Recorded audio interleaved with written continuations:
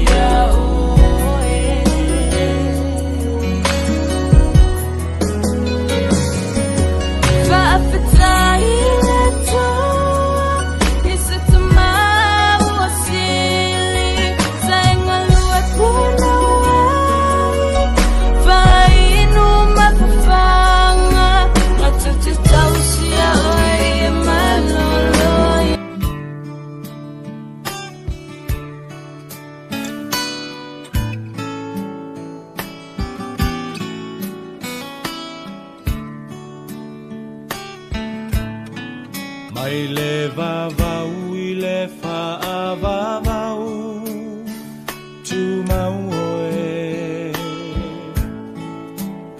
o le papa e le malue lue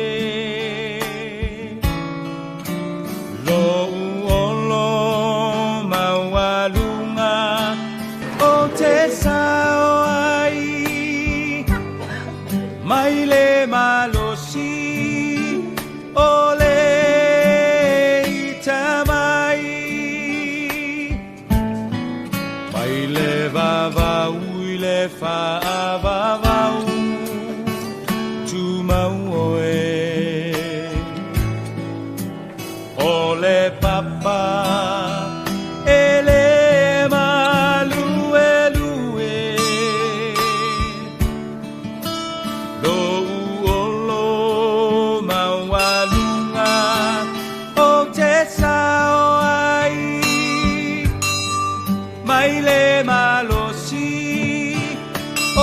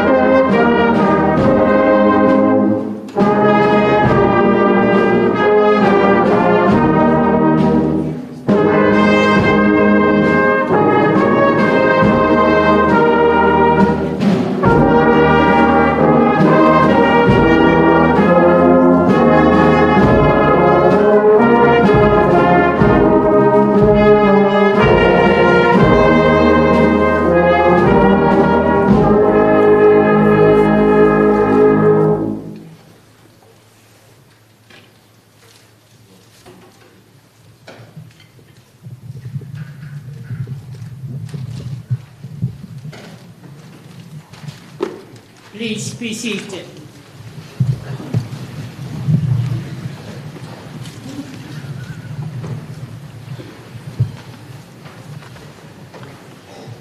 Alofa lava and warm greetings to everyone gathered here tonight.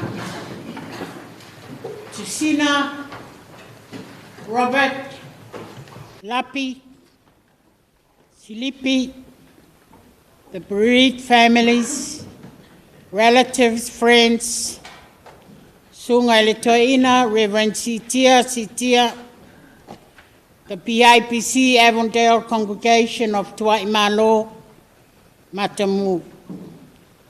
Also to Pastor Lokeni Matamū,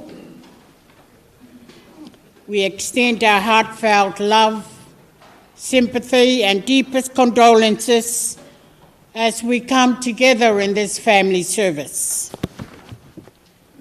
Today we gather not only in sorrow, but also in gratitude. Gratitude to God for the precious gift of Tua'imalo's life. We are here to walk the memory lane of his life journey, to remember his kindness, his faith, his service, his love for family and community, and the many ways he touched the lives of those around him. Welcome, everyone, and thank you for being here to honor and celebrate the life of Tua'imalo Lopati Matamū.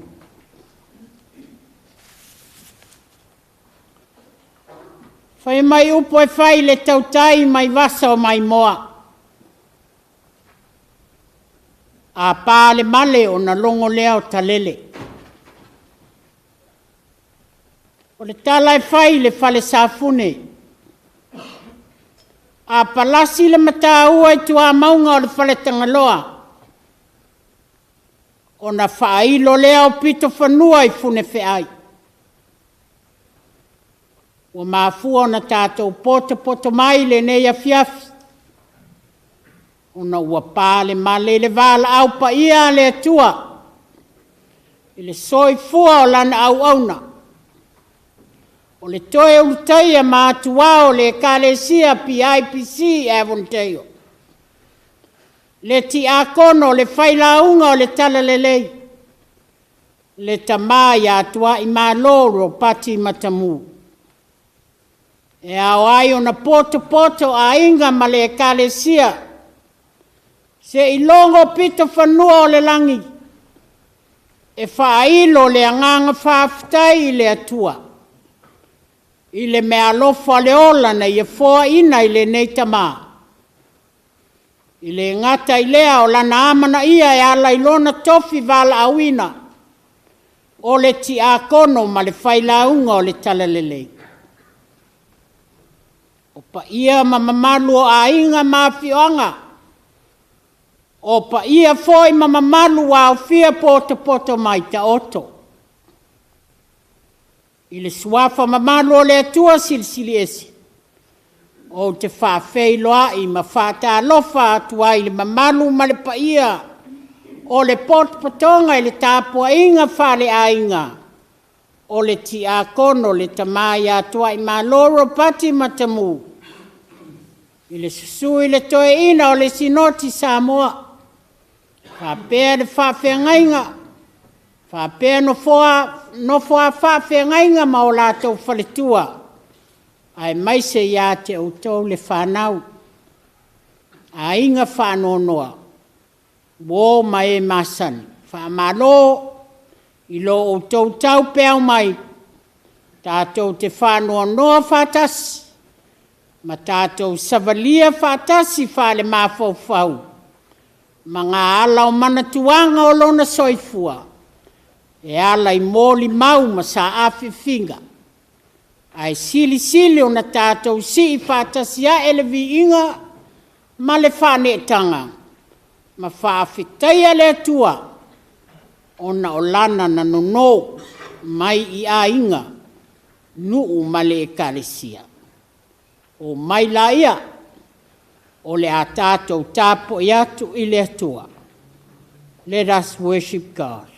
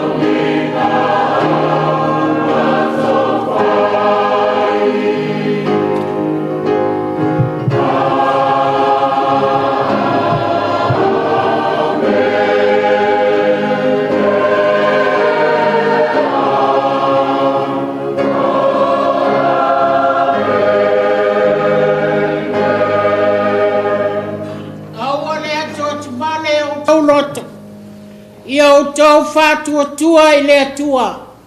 Ia whātua mai fo I a te au. Set your troubled hearts at rest.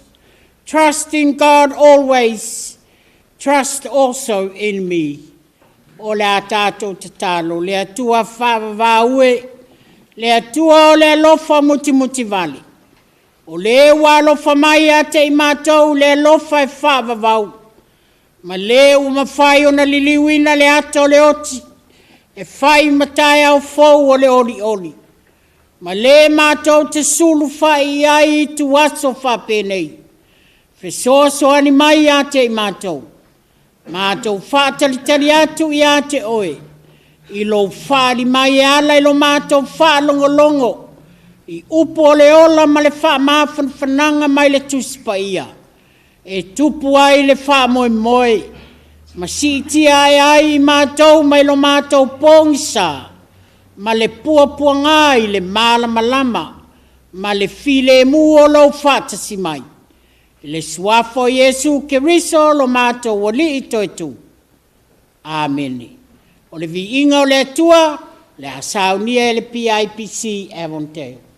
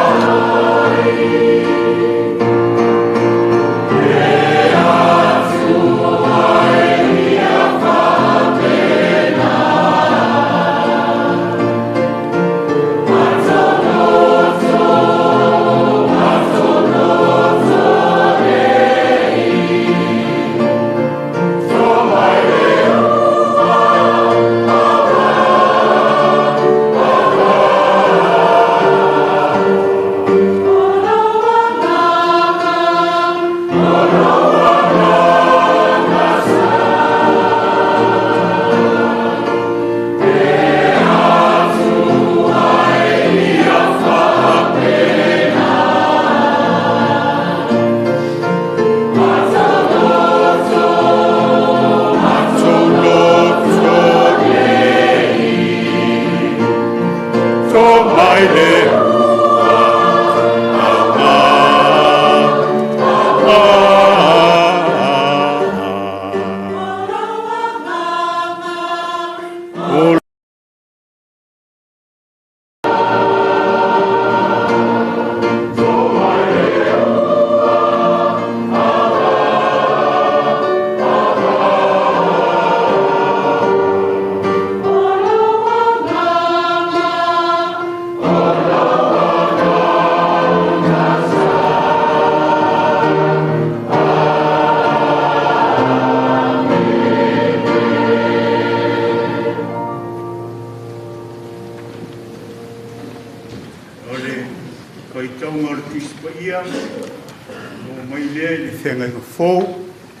tusi o whalinga ma tau koe whā, ia o te whaitawina le whai upu mua mua, whangata mai le whai upu e whā.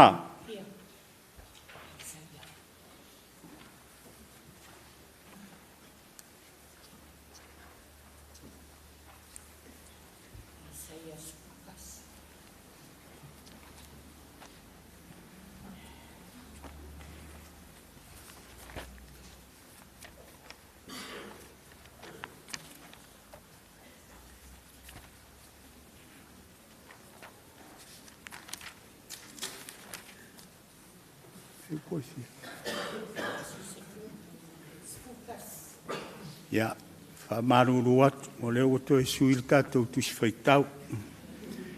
O le tusi mai le whengainga tuai. O le tusi el perfeta o Isaia, tā upo sifuru le tasi. Foi upo mua mua, ia e whaangata mai le foi upo e sifuru. Whafonga mia ia whiongpa ia alo tātou o tua. E tupu mai le lala au i le pongai o Iese. E tupu ai foi le tā tupu i o naa.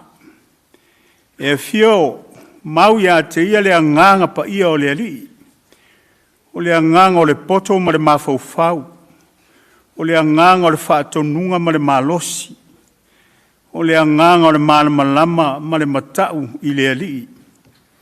E fia foi o ia le matau i le ali. I le whaamasino o ia e tusa ma le sesila atu o na fofonga. I le a o ai foi o ia e tusa ma le whaafofonga o na talinga. E whaamasino o ia ma le tonu i e mātitiva. E a o ai foi o ia ma le tonu o na o e whaamawa lalo o i le lalolangi. Na te taia foi i le lalolangi i le sasa o lona fofonga. O le mānawa foi o lona fofonga na te whasioti a i le amio leanga. Whai le amio tonu mafusi o lona suru ngā titi. Whai fo i le whaamaoni mafusi o lona tino. E nofo whaatasi le luko ma le tamai mā moe. E ta oto fo i le nā Mary whaatasi ma le tamai oti. Whaatasi fo i le tamai povi ma le leona ta anoa. A toa ma le manupeti. E taitaina fo i nā tau o le tamai titi. E ai whaatasi le povi whawhine ma le urosa. Ta oto whaatasi o ala tama. E ai foi ele, le ona au o saito e pe le povi. E ta aro foi le tama ele te ama le susu, le lua le asipi. O le tama foi ua te ama le susu. E tu e ia lona lima i le lua o le ngata uongo. La tau te le foia se mea leanga. La tau te le wha umatia foi se mea i lo umaunga pa ia. Awai. E tumu le lalolangi le mala malamo le li. E pei o na ufitia o le tititai i le suasami. O le aso foi e tu mai ai le pongai o Iese. E fai matanga vai o le nu. E sa ili ia te ia o nu ese e matango fie foi lona malo longa. Mai le whianga inga fou. Tusi o whaalinga, mata upu e wha, to e whaitawina le, whai upu e mua mua, whaangata mai le, whai upu e wha.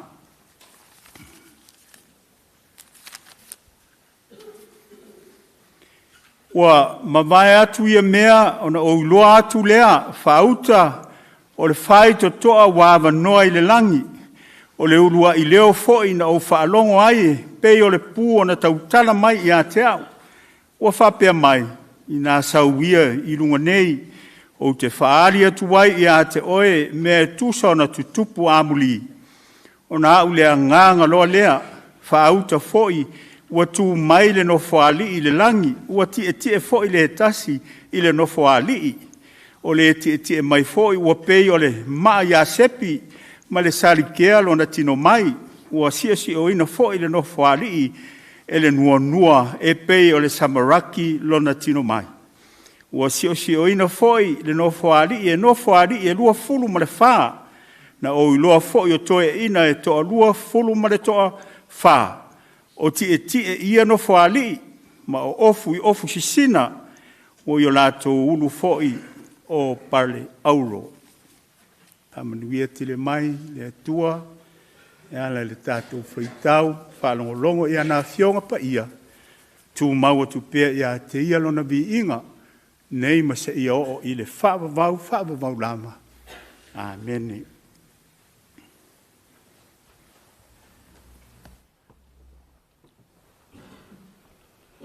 O le a maua mai se upu e whamafana whanai nai tātou i le nei a fiafi mai le tusia Isaia a o lona foi upu mua e whapea si foi tau. E tupua e foi le tā tupu i ona a. E tupua e foi le tā tupu i ona a. O se manatu au tū i talatu o le oti o iai le ola. Beyond death, there is life. O le aso whanoa noa le nei. O le aso le tangi au e ma le loi mata malingi. O le aso wa pula la ngoto le whamoe moe. E tusa ma le natura o le tangata soifua. Pe a o ina asia si mai le oti. O i tuaso pongi sa. O no le mafutanga ma lo tātou tamā ua whaamutaina e le oti. O langona o tia. Ma le mautonu fo ia na o ia Israelu. Le nu o le tua e pēno i nei ai ki tātou tusi whaitau. Mai le whenga inga tuai. O le solo a wenga. O na o le sio manga wa whenga i nei ma le nuu o le atua. Wa olo palaina i Jerusalema ma le malu. Ma ua whatafuna ina o na pā ma o na ai atoa.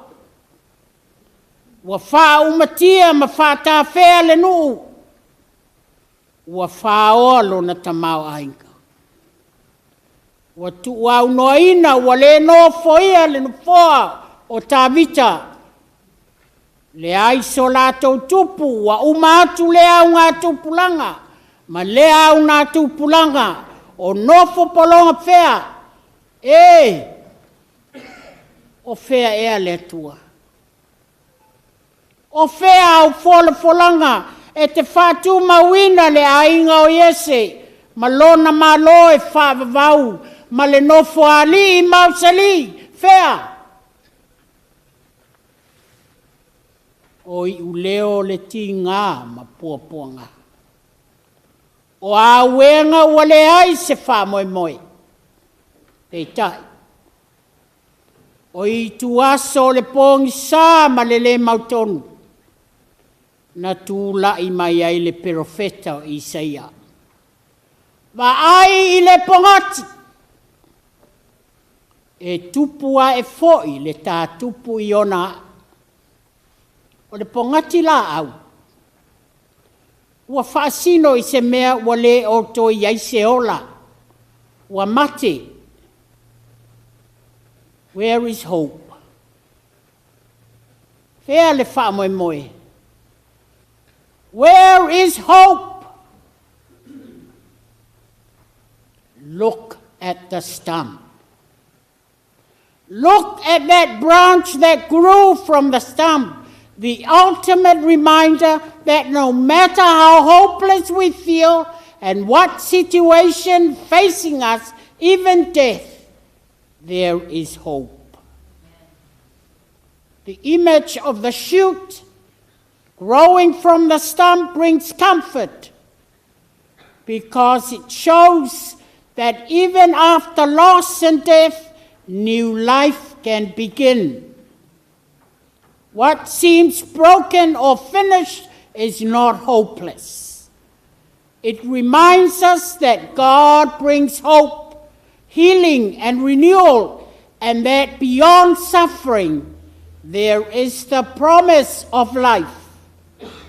The shoot growing from the dead stump symbolizes resurrection and reminds us believers that death is not the end, but the beginning of new life in God. I talatu o leoti, o iai leola. Beyond death, there is life. There is a new life, and there is new beginning. Whai mai Isaia, e le tu ua whapangai noa, ai tupua e le moe moe. Fitu se lau tausanga o le valo anga, ai taunu. O le tama na valo ia. O tini ia o le fola-folanga, o le tama o le fuafuatanga, le tama na tūlo na lima i le lua o le ngata wongo, ai le ipona tia, ma ila i lona ona. Le ona lea sa ia ave seina, le o tie, o fea o iai lo tui, le tuunga maue, o fea o iai lo manu malo. Ioe, e le i mawhai, e le ona o le oti, o na wha umatia o ia. E le i mawhai foi, e le tuunga mau, o na tā ofi, a ua toe tū manu malo. O a unei o le toe tū maleola, o le whātua mai i a te au, e ui lava i naoti, a e ola lava ia. O le wha manatu sili lea, mo i tātou, i talatu o le oti, e tupua e ai le tātupu i o naa, o le ola fou lea.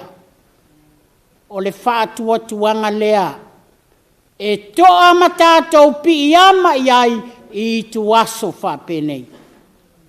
O le whātua tuanga lea, e tupu ai le mauti noa, e pe o na moli mau mai le apostolo, e le mawhai e le oti, po le ola, po so se tasi o mea na whaia, e le mawhai e ia mea, o na whaate e se ina mai i tātou, i le alofa o le atua, o loo iake riso i Jesu, lo tātou wali. O le wha moe lea, tātou te tuu atu ne iai tuai, o le a, o le alofa mauti noa o le atua. O le mauti noa foi lea, e tupu ai lo tātou loto te tele.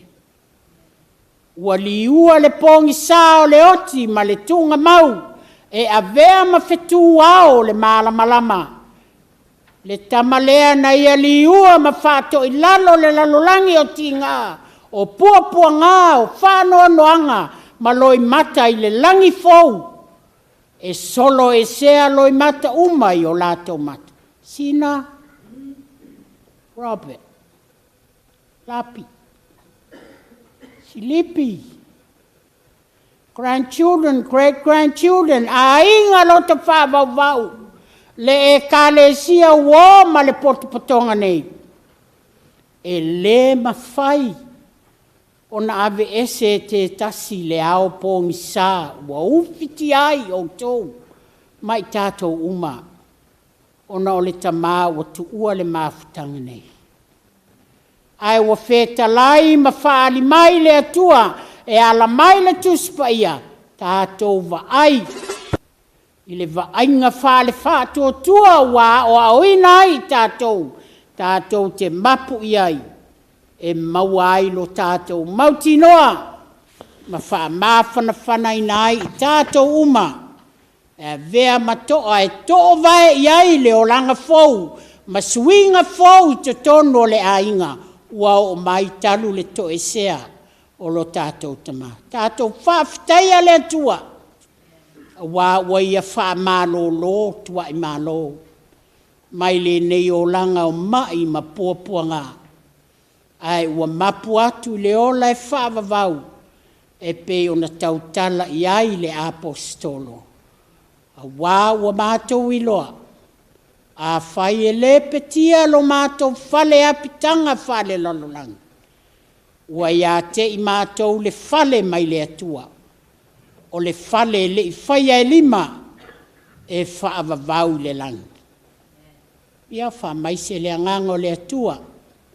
Ia te outou le whanau. Ma le ainga. Ma ia mafutaina pea outou e ala ilona mana wha mafana whana. A o tātou o iai le pongi sālo loto. O wha anoa noanga. I le suafo Iesu. Amen. O la tātou whaile pese o Saunia e Avondale Union Parish.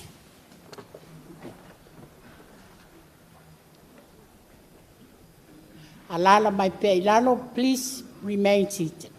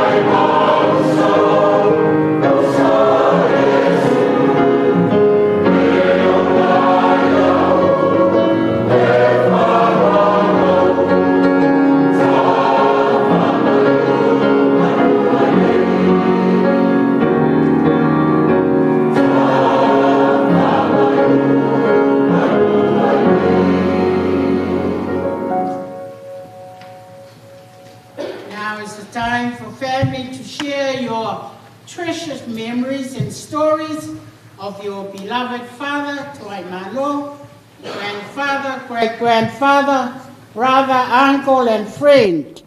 We warmly welcome tributes from families and friends. Just a gentle reminder, keep it short and meaningful, not your whole autobiography. Please keep your tribute like a good Samoan song, beautiful, heartfelt, and not too many verses. Okay, now it's the time for your tributes and eulogies. Whawhatai lava.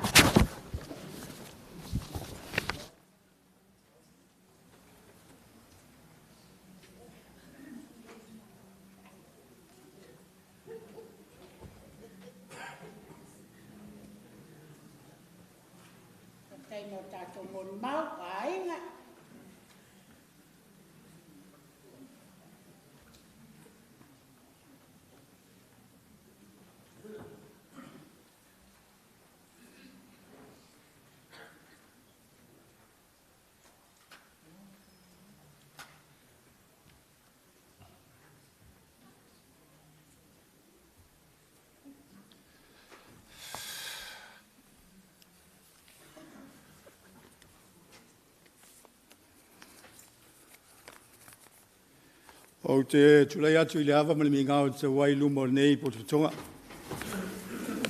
Sua lau sunga I le teitai o le sauninga. Mai sele, pa ia lo o wā. E tai foi, pa ia o whai ngālunga, pa ia le tua. Mai sio e ka le sia, o ainga na lua. Ia mali, uo mai masani o whai tātou mafuta I le. Sauninga whale ainga o le tamā ia Tua'imalo Lopati Matamū. E li whisi tala ia. Au ina motu le pā o iloa o lo tau silfia o lo ngoa I o tuisunga Ioane. O le ainga o sa tuisungai le whianga o lo whangali. Ia, o le si tū leo le tamā nei ia Tua'imalo Lopati. Na o tau silsila ia ile mātua le talainga ia I le ia Tua'imalo Lopati a o sina tala oto le titi ia mo mātua o le mātua o le atali o le toina Tua'imalo I matautu o māneta na usu mai le ia sfanga le afino tuisunga I whangali. Toru whanau. O tuisunga a whalua, o sala pō le wawe I lauri. Ia ma le lato o fineo o tae. Tina leo le talenga ia Tua'imalo. E na o tau sisi le iaina. Usuma iaile. Ia le tamā ia Matamū, sumeo, le whianga o sana ia le iaile. Whanau e tō lima peo no tō sisila iaile. I le porkalame. A sina tala ile, maafutanga ma le tamā ia Tua'imalo. E le tele sa mātou maafutanga ili, le mātou nui whangari. Le ainga sa tusunga. Langana au te o lai o le titi, o ia, o le vona, soifua le tamā nei, e taina o ina malanga mai, manisi o la inga I nei, e pēa ana silifia ia la leo o iela tala I me ia, langa e leo loa le lei, ia a o le vainga male, mai tau teimi mātou te asesi mai nei, e la lama silifia, pa ia o nei maftanga, pa ia o nei potspotonga, ia o I lātou ma o na tū whawhine, I nai lo mātou sa lātou momo mai nei, ma na nofai, ia, pio I lātou ia le sa wha mapapoina, le ngātei lo mātou wainga. E whapefo I maftanga na mātou nu. Tasi lea ngā luenga tele, sa whianga e ma tamā nei, ia, il tau wha mapapoina o lo mātou wainga nei. E so se mea fo I lai tupu I o mātou ainga I whangali il, maotai fotoro. Ia o ia lawai te I atua lo mātou wainga nei. O se tamai e le tautala, e file mūlava. A o le tāua, malona soifua o ngā e le ngatai i lo mātou wainga ma le mātou nu. Ia, si le fia le atua. Stanga tā o ngā. Le ala foi lea a iwa, le ala lena, tūtulu ia i le atua o soifua. Le tangata o ngā. Iwa sulu tau sanga i le stamai. Amu ia lava ropa. Tua'imalo. Wale inga leo le upu. O tūtulu ia le atua. O na manuia ia wa. Saa iai. O lana tau tua. I le ngata i lona inga. O le nu. Ia e maisala nei ka le sia. I le ai. E la ngona e ale lotu whaafetai. E mana tua i la wale tala ele. I na ua maua. Tāwi tele tala u fasiotia. Ia saulomalo nā tali o nā tāna. Tātou ilo malawa le sāwhia whinga le tupo tāwita. O māri liu tō o māuma waia o penga le taua. Ai whai mai tāwita, iuta. A o tō whanau leu. Na neli maule. Ne ioti mauia saulo. O le tupun whauina. Pi e whape nāle le ngona. O a ngā. Ma ngā luenga le lei al te mā. Whanau. Whauau. O le nāna o ai utu. Ina i le maulon so fuau ngā. Whauau. Ana ngā luenga le lei. Whape hoi tātou. Whauau e mui tātou. O le fwoi me hao tātou whai. Mea le lei. Whauau mai lon soifua. Me i ta ia lai lo tso fu ma ta tso fu yola tso fai le nga tso tso no ta tso ai no ya mai so lo tso fu ma ta tso la o na ile tso ma lan tala ile le ya Tua'imalo sa una lo fa tel tel mai lo ma tai ya tso mo muat la ma tso mulmuliat pa o fo yo ma tso fo tai ma via tele lo malang na nganga whāloa, whāwhtai.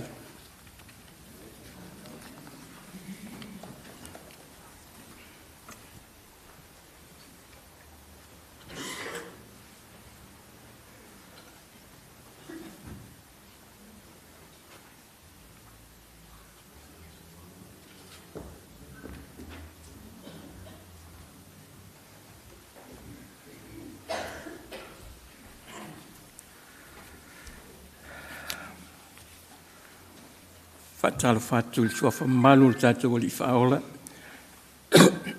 Stai le tai o sauninga. Sai malava no tu in mai mo mato wi. Ainga mo woma masani ai mai se ya. Alum fa na fa sino ya Tua'imalo. Was fa penei.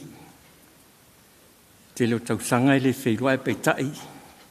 Fa ngata fa pe tato feilua I lava. Le taimi whala au li aise tasi, tulou. Pa ia mamalu le alwhanga I whanga le I asale polu. Piang whetalaia le whionga I atu I sunga, tā wā. Ia lawa le I alu man vai. Whapea whamatu. Ia, taina ne fo ia le malu. Whai ngā ia pul mangafa. Upu ia te oisale polu. Upa ia le, ne ia la alwhanga. Mai pela on tā uama whitalai fo, tau noia tuisunga le tā wā. O le lama na motu pāua I loa, o lo tangata mai le, ai ngā whamatu. Lua no fo inga talua I le whamatu, peo na sila I pokalame. Ua iaia le suafa whamatu salapo, whaupopo Matamū. Te mua le ua o pale aisi tasi o le whana ua tae. O lon tamā ia whamatu. I le nei suafa. Ma le lua tausanga po le tausanga nte nei na tu ai fo I māloa e tangaloa si taua. Ia, na matala noa ai, Matal no fo I mal tai mulmule na matal no ai ma Tua'imalo Lopati. Tu sai fo I ma tau rumanga fo I ma tau tu leo le ainga fa matu. E wila vai na a mia le tua ia e fa matu fa upopo ia e fa pena na vale whainga malanga lo tatu iai e se tasi pule le finangalo le tua. O la le toi o sau whamtalanga pe ona sau noa ia. Tu sunga le tāwai tu sai male. So I fuanga lue o Lopati pe whaatele le neipo ele uma ia se tala pitoa e winga ile tautua a Lopati tu lou le la whao ngalona sua whataatele lea. I tonu upu whai o le ainga, upu whai o whangali I male nuu. Ia upu whai ainga ai maise le kālesia. O te manitua po uona sifu tausanga taluai. E si le tausanga tsoi fuai ia Tua'imalo I New Zealand lo Samoa.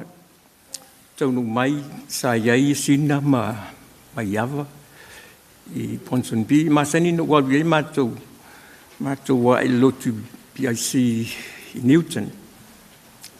Mo ina le umi ai o mai nei whaavai le e kālesia fo nei PIC e Avondale. O do te le ala o nei kālesia o te le tau whamtalatu le tau whaasolpito o le kālesia nei. Ia o te le lava I o le ainga sa I whangali, pe o la tau ia, le so ia la meko fua matu fo isa tu malosi, ai meisel to tele o le kālesia o la le whapito sau tau talanga winga ia I le ainga le whangali e peitai, ia e o lava I le amatanga mai o ne kālesia I whale lai whawhea ngai mal whalitifanga, te mantua I nasa amata mai ai. Peitai lai ngā luenga le atua ia I le to e tau whamitalaina la se whelta tu taimi, ai o se whiawhianga fo ia te au, ma lau wawai tusa o le pito leo le ainga. Tusunga le tā wama le ainga sa whamatu ia olo o ia I umai nā tau ia le tupu mai I ainga I o whangali.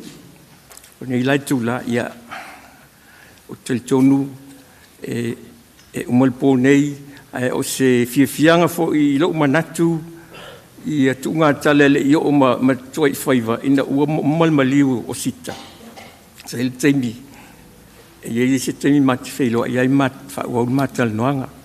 E tae ia tau whimala le whainga malanga Tua'imalo alo mwhanau o uo ma ainga o e masani ilan whainga malanga. Ia pauleo sau whamatalanga pe na whamatongi atu ia le tāua o lona soifua. Te mantua I lale upo le apostolo Paulo. O masuma lofa upo tolu awana I whaasili le manatu se tasi. I le mea ua manatu, ua te tauna manatu ai. Aia a ia mamale manatu, ia tala whea ngai. Ma le tuwhinga le whātua tua o mantu ina mai le atua I tangata umo le kālesia ina ia whapena. O na whito I tonu ma le fua whātatau ua tu ina mai ia I tātou. Pela le au tu wala whamatalanga e le te whaasili sa manatu e tu sai mal soifua au auna o lana au auna e on tau whaafonga iai mai sili atu no tau sila fia le kālesia o ainga mawoe mai masani e tu sai malona soifua tau tua I le tua e whamania le tua lau sunga te tai e mai sele ainga te tofia le tua tu sai man folfola ina o tala lei ia manue tele le fiasu soifua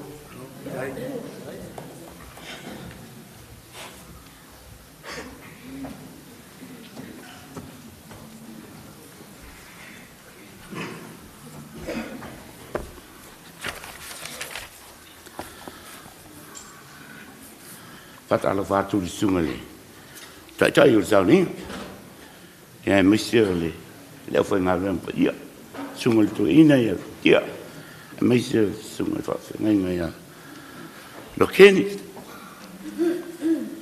ai o tu lai mal faralo il lo to maunalo fai ai simone mau mole stelinga ya Tua'imalo o Tua'imalo E taluai ona o le ua wha tapra mai le taini. O mori mau. A o le umi o la o mori mau. Leanga na o taunu mai i atua i malo i le tausanga e afe iwa sa lau fitus ful mal wha. Na o taunu ua i New Zealand. O i atua i malo sa o nofo ai. Sa o nofo i atua i malo ma alisa. Alu lea. Wa fai langi il folonga al tina i alisa. Wala au iei le tua. A lo soi fua pea. Ia lo mon whanau. Ia le tamaitai o sina. Robert. Ia malapi. Ina ua wala wina le tua ia alisa. O ina na amatailona na wala la maftanga male tama ia Tua'imalo aisia. Leanga ua faifo i lo a inga. Ua o walu fo i le me iei lo a inga. Ai sa nofo lava ia Tua'imalo malan whanau. Ai mātou te whiasi si ai lava. E ona maua le mole mau le sunga ia wawao lena tau martu nei. I la matanga le nei e kalesia. Sato tele ai alu whanau o whangalei. A o le kalesia lea sa amata mai o St. Ninians. O inana amata mai e le kalesia. O le toe ina leo o Tua'imalo. O ia sana taiteia. O ia na taiteia le kalesia. Ai sa whata maa i le sunga ia malai fau koria. Aluai. Wa maua le nei e kalesia. Wa maua le falsale nei. Wa tu le ngā luenga. Ia ua maua foi ma le whaifi au. O wala wina ia le sunga ia le ao si tira. Na wala wina le ao si tira i le afe iwa se lau fits full ma le ono. O inana a mata mai e le langa luenga i te tonu le kalesia PIC Avondale. Ma le whaletua ia Miriama. Aluai le ngā luenga. Ia ua matua le ngā luenga. Ua tupu. Ua ola. A o le tausanga e lua fe maleiva. Na wala au ina e le tua le sunga le toa ina maloloia le ao sitia. Ua umalana taimi. Ai wala au ina loa ia. Toi whitwhilia e leo le swaifi au o le PIC Avondale. Na tulai mai e le sunga ia Asora Amosa. Asora Amosa la lea. Wa osto, wa malosi la ulotu, wa tupu, maola. Ai el fala vela wa tupu ai male fae longa leo. O le fae longa leo, ia male fetua tuanai. Nei ulea ina vai lua ina e kalesia le nei PIC, o SLPIC, ai no nofo ia i nei ia le AUP, Avondale Union Parish. Ia waru nei le tawhianga le e kalesia PIC. O le tawhianga sa tau su e se mea e a fo ine i apitaka e api ai. Ma tora wapi ai nei e fai. Ma o latu apitanga ina e fai ai se sauninga tapua ia i le tua. Mauane o le kalesia i Aiona o le perpeleane Aiona o inala leo lo mato i nei le kalesia PIC Avondale. A o le tamafo i leo Tua'imalo e le mwhaina wha matalaina lona o ngā i te tonu o le kalesia. Ina ua whama vai pelu tuai e toi ina ia mai le kalesia ranui ua pensiona malolo. Ona malanga mai lea mātou lotu whaatasi le mātou e kalesia. O ina na mau ele fiso tainga ma vea I loa ma tai o le ekalesia PIC I Avondale. Ui ana mato woma mau ai ta wa Avondale. O le toina leo peru ele o se fai au o le mato ekalesia. Ai o ia sana vai le ngaluenga fale nganga. Le tu fale nganga o le ekalesia. Aluai. Ia ua tupur ngaluenga ua matou ngalue fatasi ma pelu ia ma le sunga ia sitia ma le falitua. Ua maua le filifilinga ua fautuaina e le tama ia le sunga le fai au pensione malolo ia pelu tuai ina ia fai sitia ma fai au le ekalesia Avondale PIC. Ia sa il trofa ua tasi le whaafitinga o aleanga o le sisunga ia sitia ua fai mau matou fai au. O le toitai matou malanga lea le matou tawhianga o le sisunga lava ia Tua'imalo e leo tele. Ai le lei ana mea e fai. Fai wha malo. Ma ea umana mea ngaluenga e fai. O le taimi leo matou ngalua e msitia leo a vea nei mau matou fai au vai ane le sisunga le toina. O sa fai foi le fono le matanga luenga ia ua tofi ai le sunga ia sitia e faima ma toi ina o le matanga luenga o la matou matanga luenga o le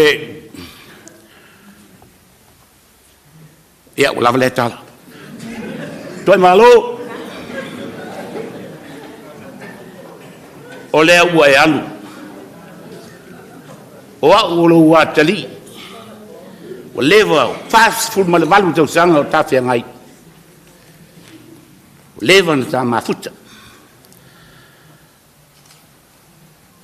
ia Tua'imalo o ani se le ekalesia fa mole fa mangalo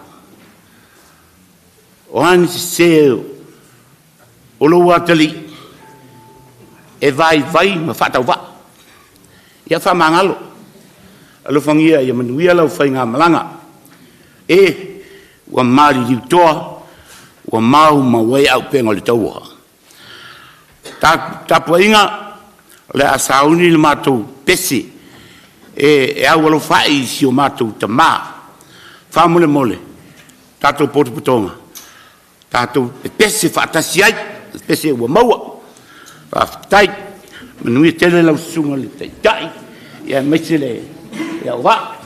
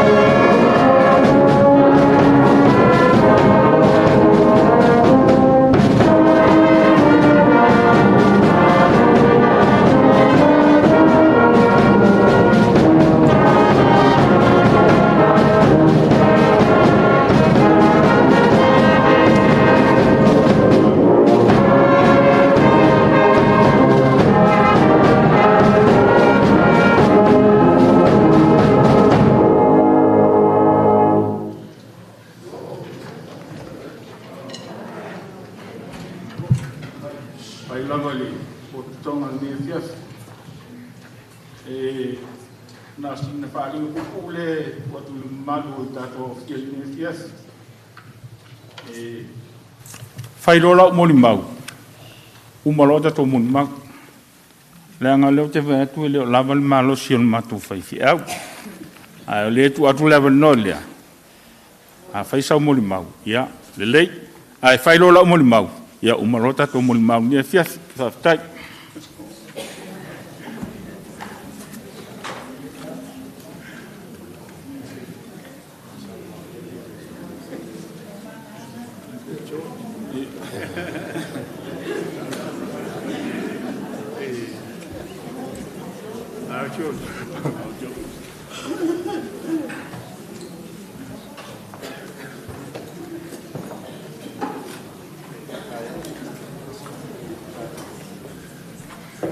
Evening, family. I'll keep it nice and, well, no, I won't keep it nice and short. I'll try and keep it short. I'm going to do my molimau in English, because if I do it in Samoan, somebody might get angry at some of the words I use, because I don't know what I'm saying. My name's George Correa. You all know Tua'imalo Lopati Matamū as Tua'imalo Lopati Matamū. I knew him as Uncle Buck. He was always Uncle Buck to me. And before I carry on, Rob, Sina, Lapi, it's good to see you back in the house. It's nice to see you guys here. My first memories of Uncle Buck was him up on the roof at our house with Dad. So he came round home, and I was asleep, and I just heard banging on the roof. And then I heard iron being ripped off the roof and being thrown outside. And I was wondering what was going on. They left the ladder up.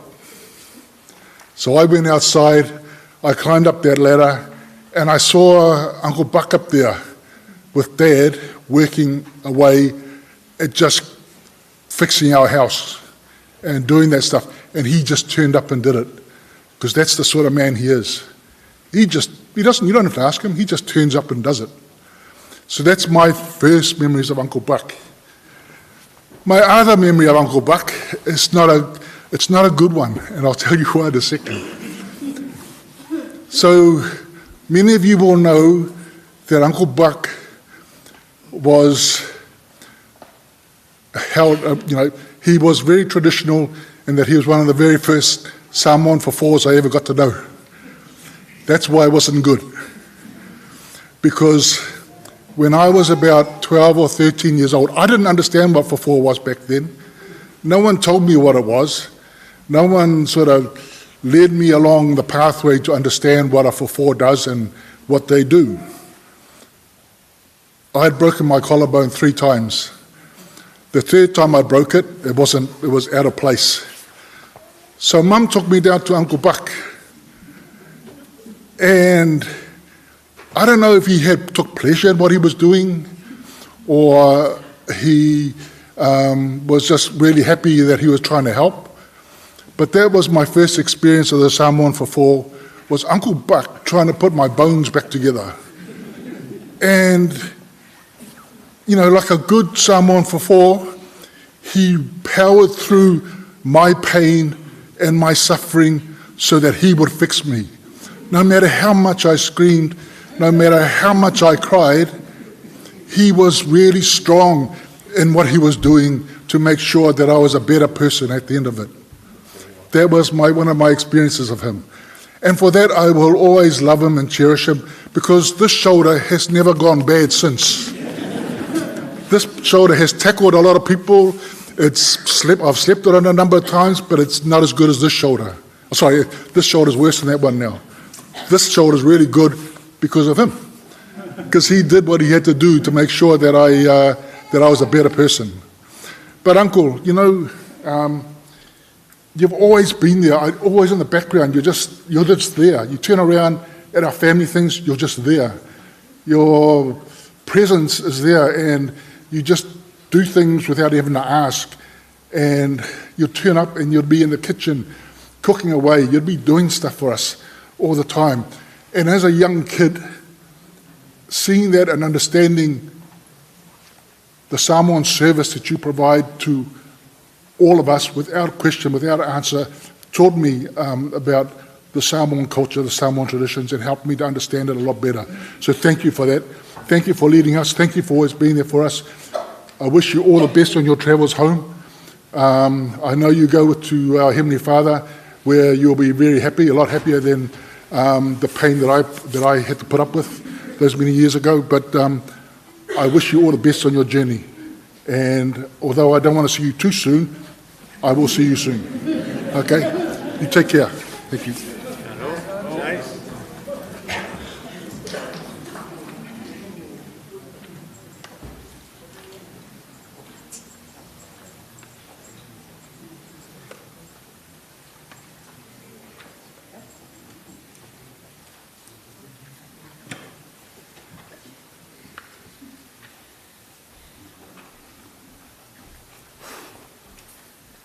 Whawhitai lava mo le Avondale. Ia, le o tau tiro mai o au mai lau api. Ona te lea me fia tau tālai ta mālea. Langa wa umina mā mafuta. I tono le ngā luenga le nei. O le mea mua. O le te lea o moli mau. E moli mau lava na o mea lelei. Ai le moli mau ina mea whaale lelei. O le mea lea, a watu pea se langona. Leanga wa lewa na mafuta ma si o tamā. O si a uo, ma sani aia. O se tamā, ma se tuangane, ma se uso. I tu tono le ne e ka le sia. O la o moli maula i si o tamā. Po si a uo foi. Ia po se tuangane foi. Ia tea. O le mea mua.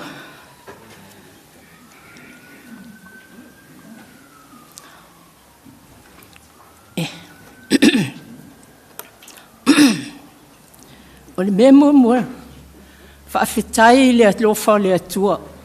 Sanga vi ia pea le atua. Ona o lona alofa malona ngalelei. O le uto e fo i mai Tua'imalo I le mea na a mata atuai. Whaafetai ai le whanau, Sina, Robert, Lapi, whaafetai I le soifua le tau tamanga. Sa tātou ngā lulu e whātasi tono le nei whale. Tele ia o mea maalie sa tupu le nei tamā, au te le ta ua tuina ia te oto. Langa wa pupu le taimi le whaalongolongo atu whai mai le whai whiau, e pupu le moli mau. Ai o se tamā o talavoulo na soifua, o iai le tina ia a Lisa, o se tamā e tele vave au na vai. E le I loa I se isi le mea e alu, iai vai o Tua'imalo I le a taimi. A o au, o te iloa mea uma, a wae whai malu atu le mātou whale, tala noa ma le ao, a lau te whaalongolongo I ai. O le mea lea, o ana mio au talavou, ai le I matai foi, o lo patilo na ingoa li nawa I tau. Peitai ua matai loa, ia Tua'imalo, ia, ua sui ai o na winga. E malama lele ia tamā matutua matina matutua le mātou e kalesia. O tamā uma foi o le nei e kalesia. E peia o le ao ia tea. O te nofo ma vaai lea tamā ma lea tamā. Ai whaafetai le Avondale Tua'imalo. O le ua e toi foi mai si o tātou a inga nei. E vi I ai le atua I mea uma. Ona o lona alofa. Taimi sa tā wala ai. Sa tā upu ai. E sila fia le atua. le nganga whaamaulalo ia te ia. Le wa e tue fui mai. Sa maua le awanoa mana ia lava le asolua fulfao ia anuali le ne te anei i le tausanga fō. Le ne te anei sa whaapa ia ina i le malu le nei. O loo fia ia. Wa o maua se awanoa mātango fia o te tala noa aisi o tamalea. Au te tala noa atu, te nofo atu i on tawhatafa e tango ulo o lima whai mai. Miliama o te tanuina o mā o tau. Ia, na o ata lea ma o whai atu ua le lei. Ai le pule o le ola e pule le atua ia i tātou. Au le umi, ma naia sia mā tala noanga, ma naia sia mā whailoa inga. Sa o tala noa Tua'imalo, fe o ia ilo fina ngalo to e fo i mai tātou whale nei. Lewa mana ia ma mawhana, talia ma le whawhitai, tālusanga i lea tua, i au to e fo i mai.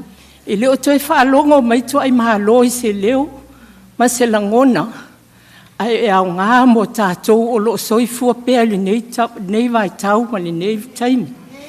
Lea i tū, ma lea i tū o le tātou. Fale nei, to e fo'i mai to tonu si o tātou ainga. To e fo'i mai to tonu si o tātou ainga. Tātou si whaatasi le vi inga i lea tua i mea uma. E manuia ai a tātou fuafuanga. Ai so ia wasa whaifo i Tua'imalo lea mea. Tatai e se atu, lea na sau noa, se tasi o tamā, le tāwheanga lea nalu. Te lei manatu o se mea whaapea o le atupu. Ai whaafetai le nei aso, ua to e fo'i mai Tua'imalo i lo na ainga. E vi ia i pea le atua, le whanau sina, Robert, Lapi. Thank you very much. Wa au mai le tau tamā i nei, le tātou ainga le nei. E whaamanuia tele le atua ia te o tō le whanau, whaapea le ainga whanoa noa. Wa umale moli maulanga lea. Ai, le sa tu e whai lau pese. Ale atu ia lau pese se i usu i se taimi wai leo tu e whaalongo mai atu ai malo i ate au ni nei taimi. O au le si tina whai ngatale wā ma le tamā lea. Ai whaafitai lea lofa o lea tua. Ia sanga vi ia pea. Whaavavau lava amene.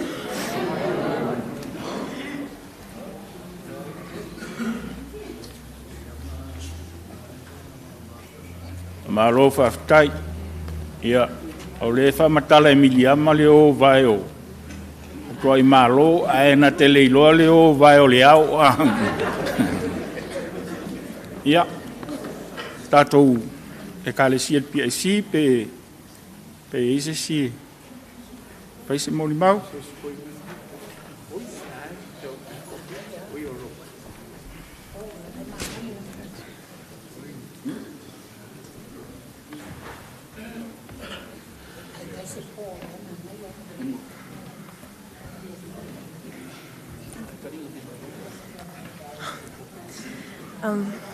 Whatalo whātu i le taitai o le sauninga, whatalo whātu i le paia o le au whainga luenga le atua ma o lātou whale tua. Ai maise le mamalu o le au fia i le nea fiafi. O lo uingoa o fwoi ana le se Rioane, and I am Ba and Nana Fuafua's favorite grandchild. I was with Ba since I was born. I remember when he told me to join the Awhai Bese at the ripe age of 7. And now I am the Ima Losi of Avondale PIPC.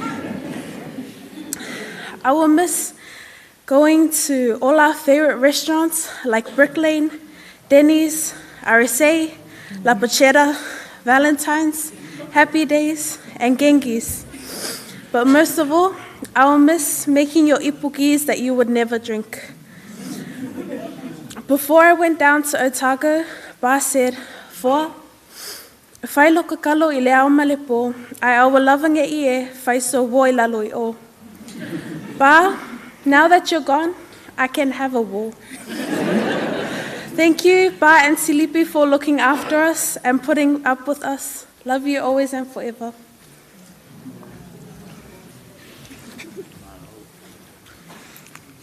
Tarofa lava, o lo ingoa o Hansu Ioani, La umoni mau e te fia whawhitai lo te mā. I lona alofa whamaoni ia te i mātou. Whawhitai le atua I le tele o tausanga sa mātou mafuta ai mapā.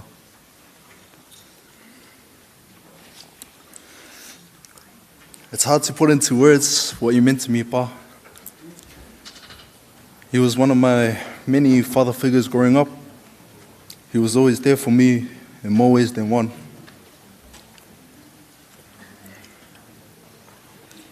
Whether it be for food, advice, money, or toilet paper, he was always there. Some of my best memories were the simple moments we shared, like listening to his laungas, painting the driveway, or watching WWE on Sundays so I didn't have to do anything else. I'm grateful for every moment I had with you, Pa, and I'll carry your lessons with me always. We'll miss you, we love you. We miss you deeply, but we'll always remember you with love, pride, and gratitude. Manuia lo malanga, Pa, love you.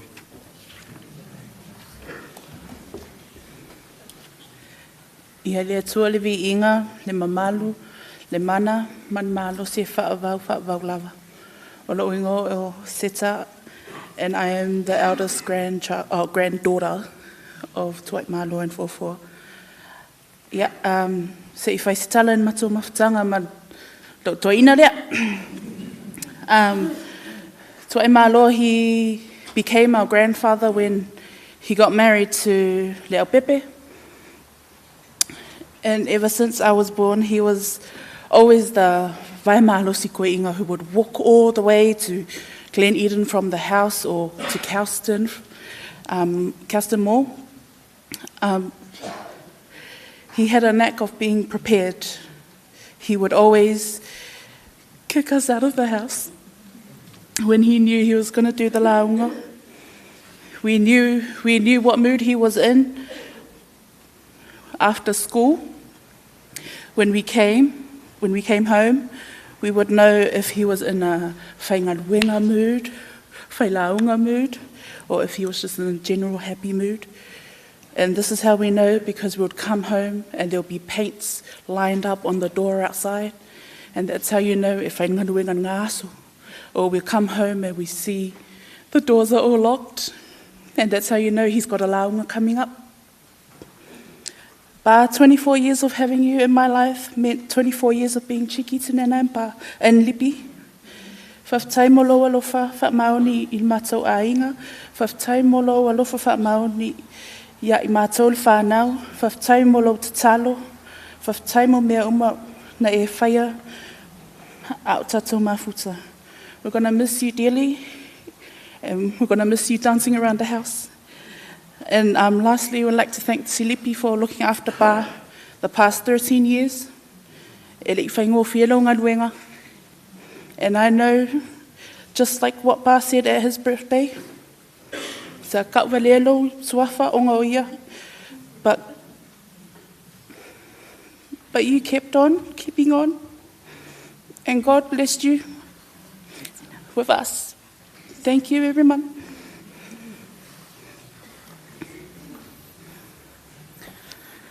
Whaatalo whātu I le pa I o le manu. Ia o autou whaafonga. Mōli maua le whanau lea. Tau singa le toi ina lea wata o tōtu I luma nei. O le alau lo tu lai. E le mōli mawina ni ngā luenga le lei sa whaatino mo ia. Ai fia whaaleo. Lea nganga le whaafitai. O te whaftai I le tua, I le malosi, I le ola, I le loto tele, malona soani malosi moa, a o ia I le mawhitanga maia. Whaftai le ekalesia lea, PIPC Avondale, o le ekalesia I pele I lona loto. Whaftai la autou ngā luenga, sa autou whesosoani ai a tea, e le tau singa o lo tātou tamā, o mea ai, o tupe, O loutou wasi atu e tala noa ma mafuta. Sila fia e le atua mea uma. Ma moli le whaafitai lo ainga. Le sao le ainga malanga ma maomai Samoa. Ina ia tātou a wai whātasi. So e sauninga o lo tātou tama. Ma lo le alofa. Whaafitai e loutou sila. I le atua malo na finangalo. Ma lo i le toa fi le mui mea uma. Whaafitai i le Ioane family. Missy Foa family. Tanoa'i family. And also our family. Sa o tātou ngā lulue whātasi. Whaatino le au nanga ma le ngā luenga. Sa mana o mia e le tamalia. Mo le tausinga o na ia. O lana tālusanga ia te au. Wa ia talitonu ina le whaamaoni o lo alofa. Ilo o uso o le sa tausia li ia te ia. O se alofa whapena na te mana o mia. Mo moli a ia i le lotu. Mea lava. E o lava i le fōmai. O le upu moni. E le ai se whale mai o whale mai te tele o au kilani nei. E le ita oto ai le tamalea. Waitakere Hospital. North Shore Hospital. Auckland Hospital. And also Miramore Hospital. Whaftai le atua. Tele o whawhita au lima whaingata. Ai ese le whaamalo si au moa. O se mafutanga. Sa maha salomia. Sa inosia. Sa amusia. Sa tuua ia. Ua o lava ina fisilingia. A le ala na tala ia te au. Silipi. Na o le atua e sila fia mea uma. Mea uma o lo tutupu i tatonu o lo tātou ainga. O lo tātou whali. Maise o le ngā ruenga a le atua. Ia e whaamalosi. Ia e loto tele. Awa e te fefe. Ma e pala ai. O la o tala na whai ai. E le whai ngō fie. E le o se tangata fo i e. Malosi. A o le tatalo i le ali. Ma ua mai ai lo fisoa soani. Whaftai a sora. E le ngalo lo wha amalosi au moa. Whaftai le anga le lei.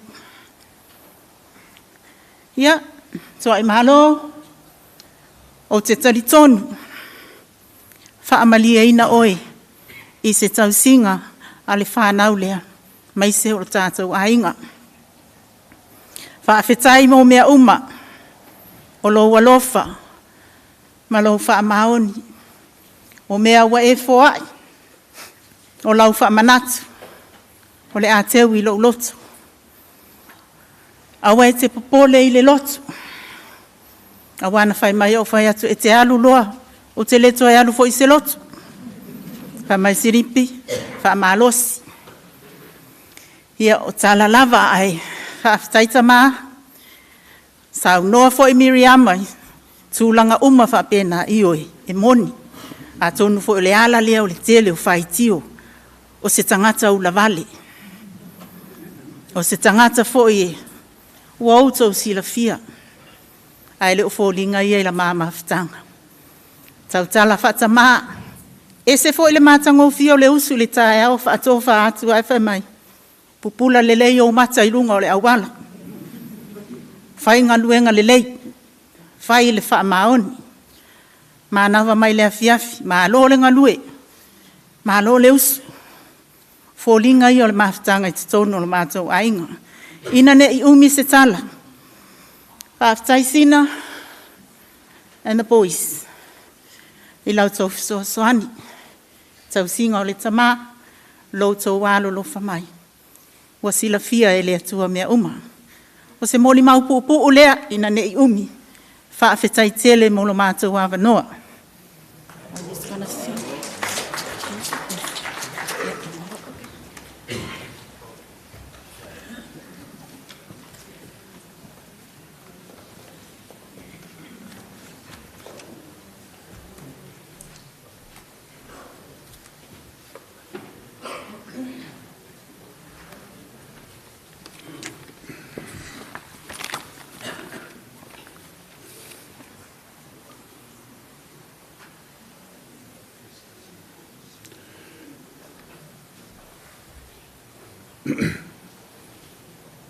Mo no whaftai, tai sau ninga ma lau wa.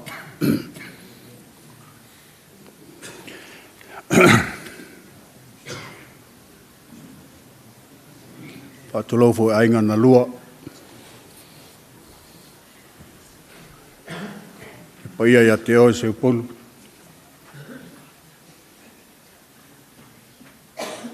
A fio ela tama, ia fua matu, ma fua matu. Whawheroa i atu pa ia, ma malu SS o leo fia.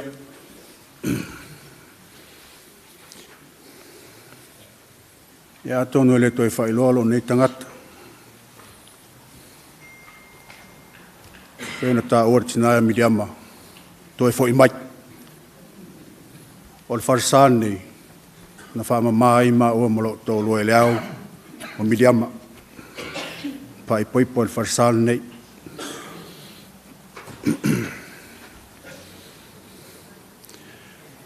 La whaisina o tamai tala i lo to ina. O le mawhai a mo te tamane, o ma ua e whai a wā, i le ainga le au wā ai. O te māsa nofo ma alisa, o le usor tina o lo to lua. Nusa ma ua e mai le whale vai maunga. A ma mai nofo i tein savai.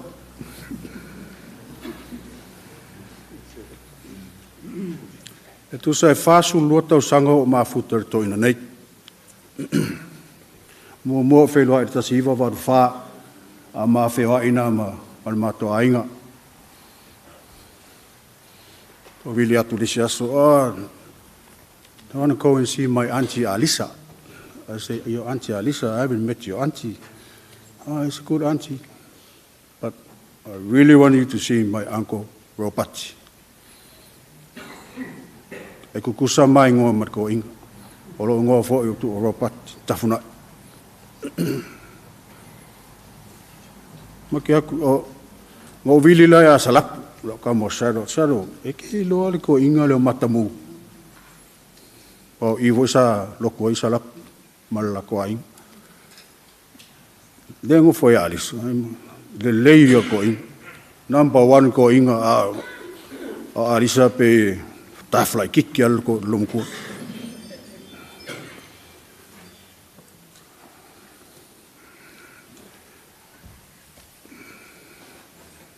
O mako aku fali nga kai Avondale. Mo fo mat ko inga, ma feroi. Ia alu la yo upu ko fali kalungo malanga anti ai ma kalungo fa fo mo ko inga. Fai ma kala. Si mai po fe so ngu sa mo. Ai ko yo ko ngomong. Si mai po la lo makua. Ma po ke ngofo mau. O va pe. Me foi sala po tafa alisa lo ko tafa ko. Yang umama ko fa ma vai nga fiafi. Ko foi singa umi. Ko vida foi lo kingi. Uncle want to see you. I say, what? Uncle Lopati want to see you. I say, you sure it's not you want to see me? Mako ako lor fale la fiafinga. Ala fa kari melo koi. Ngofo mala ilu marsi ma fo ile nga kai fale asina. Ya, alo mako ainga ru ko long antia ma ngofo fafo. Ai ma kala. Fai lang kala. Le ka fangu ia ngo mai makelu ma. Kai lu tulou suafa. Kan ngala ia. Te me lor ko inga kia. La suilo ngo. Ha? La suilo ngo, la fai ngo e a popi langa. Aval au meka o fale. O mai Lopati, sau Lopati. Nga fa pela ia o ale o ngai val au mai e alis. E mo ko ko ko ngol fale, fale ma ko tina. Fa me lor ko inga kia. Popi, sau ai. O mai fole. Fa kulo alisa. Oi lingor kama. Elo Popi o Robert lingor kama. E mer goinga. Le umang fai ma ko ngoa. O Popi le Lydia. O Robert o Sape. Yo no kama Robert asa vali me pe sai step forward. O Lapi. O Te Puke. Yo ke le ka ua kule winga tu ka winga Te Puke. E lai a Lapi. Le ka ua le au feeling e fiafi le winga lo ngoa. Ia fa me la ia alisa. Ala mo fa ingoi ka miki ngai ngoa. E makauria ko inga lo makan fa so avar ko ing. Ia le o ma ko ngoa nga fa ifafo. Ai volo ngoa ko inga alisa. Ya? Ei volo ngoa lo fa ingoi oi fa ko lo alisa. Oi la lo ngoa. O alisa le ngolum ko. Mer ko inga. Rice Olo ngo apple.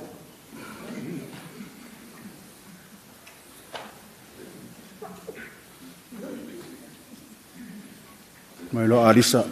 Ala mo fa ngo ya apple. Na merko inga. You are the apple of my face.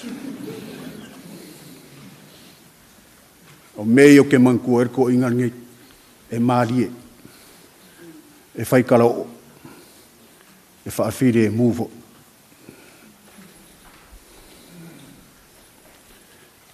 Mako loku ile siasu. Ke o fa merko ngia. A uma lo saungi. Lai fi kala ngole au ya ki oi. Fa ola me fi kala ngor ko ngia. Oi ke minga wa makan fai ka longa voi ka ko. Ka longa voi ngala au kala vo. Yang umara mako saungi nga so sa. Fa merko ngia ko i. A whakari maile sunga ia leo ia ki oi. A whai fole au ke la lua whai poipo, whai kere e o ke mi ke lua whai poipo i maupu. O sole sembe whape ngā leo whai kere i roa. O male. Mā karangonga mar koinga leo. O la kui whafo lea whakari maile o ko inga. Ia, o elea. Lele mea. O ko lau seilingi inga. O whakaua o leo. Mga or ko inga le au e whaise mako au ka momoe. Au e athletics, fo inga le whapopo i ka alonga i le au kalavou. Mar kala ko inga i awalu so e mei kingi vaenga.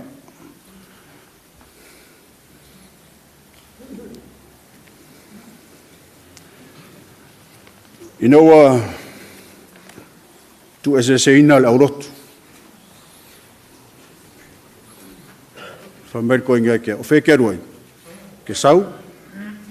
Peke ngofu.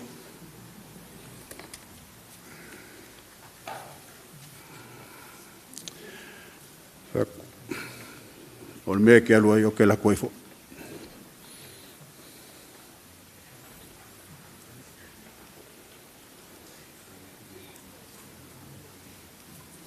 Le foi sila fia le tūlea.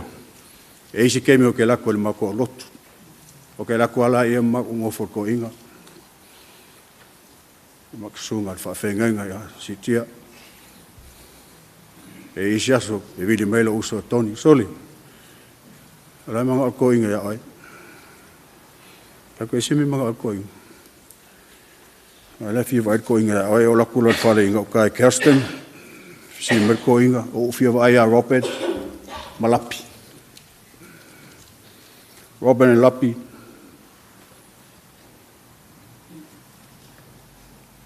Dad really want you to separate. mean desperate, sorry. O lewa fia wa ai ko inga ya aurua. Kalmo ia lea. Pama kere so i mai orua. Ai ufa perko inga, ai ufa imoru aku ngā kaile, i lua, whale lua anti i Pichek Street. Ai lo waru so i e lua kama.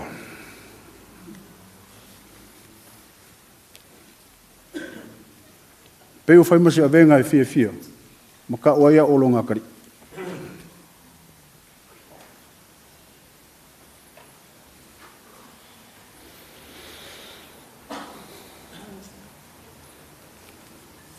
Ingo ka oa ku si mai ko ingai.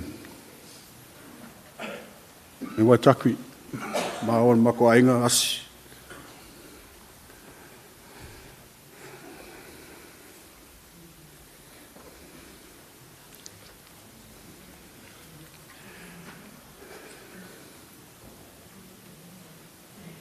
Mare ki kilo mea ko inga, ki kilo ya upu. Siri mua ko inga, how's the girls? Lau whangau kenge ko rua.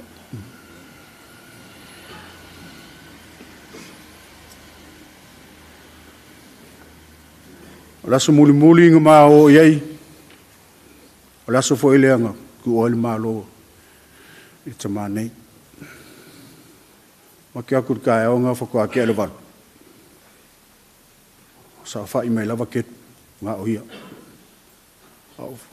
Ko whār ko inga whaisanga mālolonga. Ka la kelu. Ngā whako a moia ku lava walu le pō. Whaki ngā inga. Mālo uso. Mālo kasu kama. Pakule a kelu. Sau whetato lotu. Ngā māko wala e ko kelu, ko loa, wala e ko whār ko inga.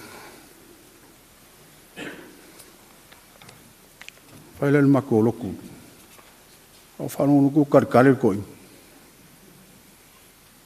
E a mene ifon mako loku. O ka kalar o fot ko inga ko loun manu matu. Ma aka mai a mau. Pa mai loket. Ai ufa pēr ia kua i mālo o a sola lenga whai luk.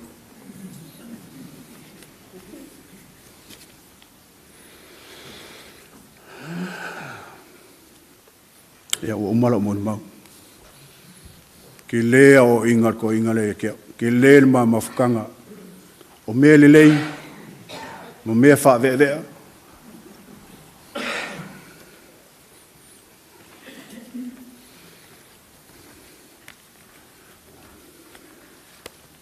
Matamū. Whaftailo o lofa maluanga lei.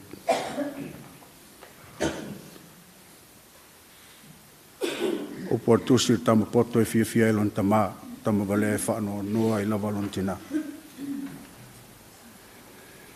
Walau kala leng whai Alisa, you are the apple of my face. Walau kala leng whakia, you are the apple of my eye. Ia manuia lawar sauningan lea fiafi.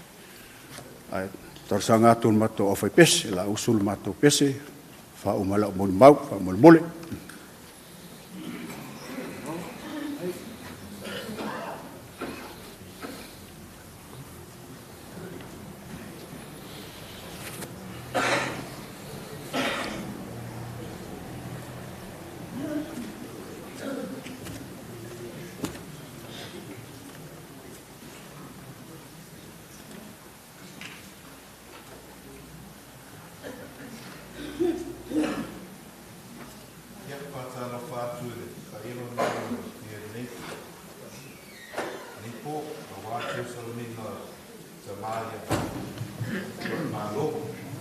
Ia, oro ingoa o aroali te ngai ko fōtupa. Ia, fo i lesi whai a wao nā ingoa ta ai. Ia, o an me se ia, wako le number 1 whai a wa. Ia, rongo ruona nufu mai. Ia, For those who know me, also know that I'm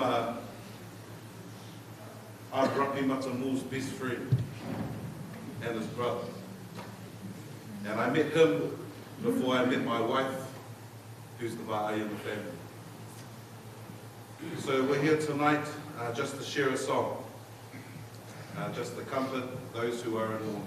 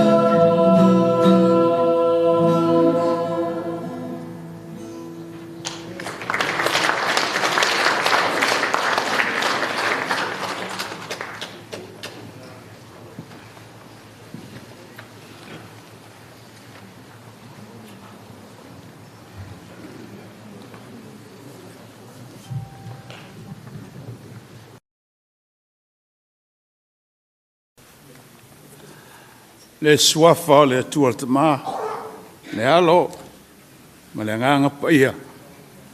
Amen.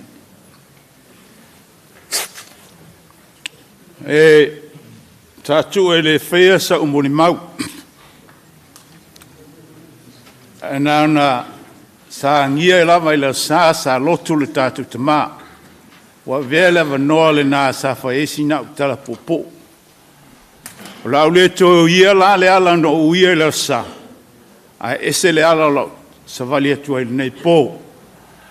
Lo sunga le taitai, lo sunga sa le polu, sitia. Pe for sunga le toina, ya sitia. Sunga lo kengi, Matamū, sunga le whawhengainga.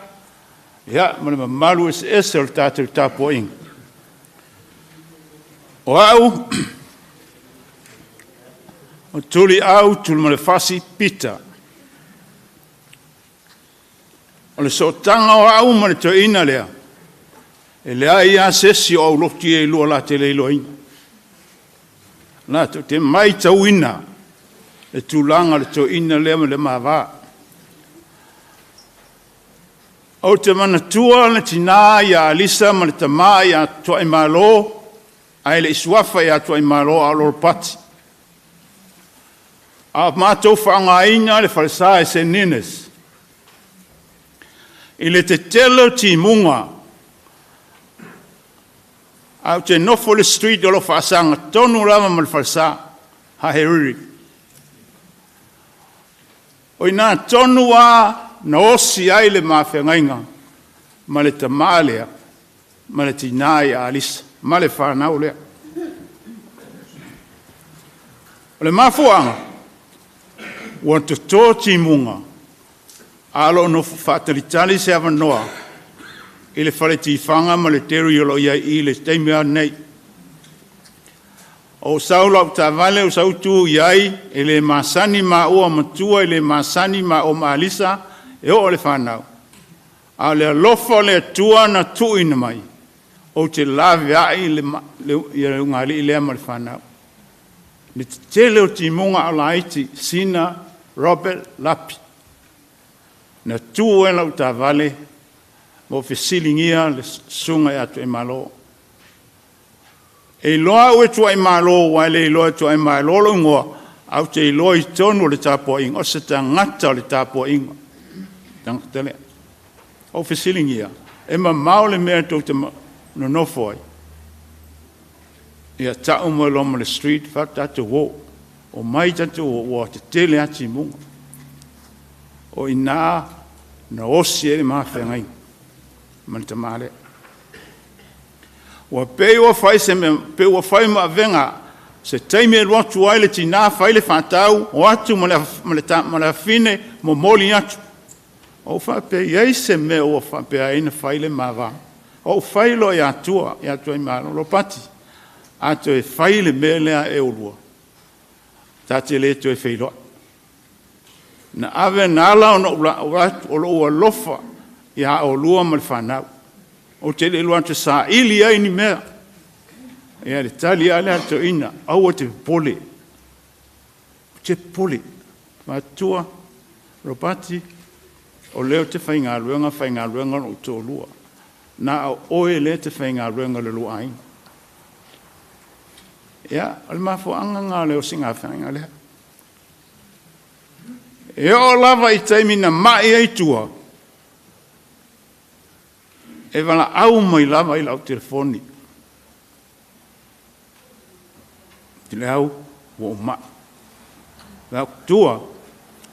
Au te wala au mai atea. Wala au le tua. E le poi ni ma talama ni ma upo e fai. Ma to ina le. Tua'imalo. Au te wala au mai atea. To tuli ma te talo i le tua. Au mai so wola. O le atua e pule lo soifua e pule lo wola. Mātou maftanga le kalesia. Le si la fia e lau whaingaluanga le. O sta ngata e maa losi le loto. Ai vai le ainga. Awa le manatu tua le ona vai mo le ainga.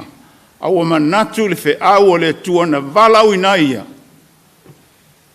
Whao ngālon soifua, mo le ngā luenga, a sitia, ma le whaletua i atina.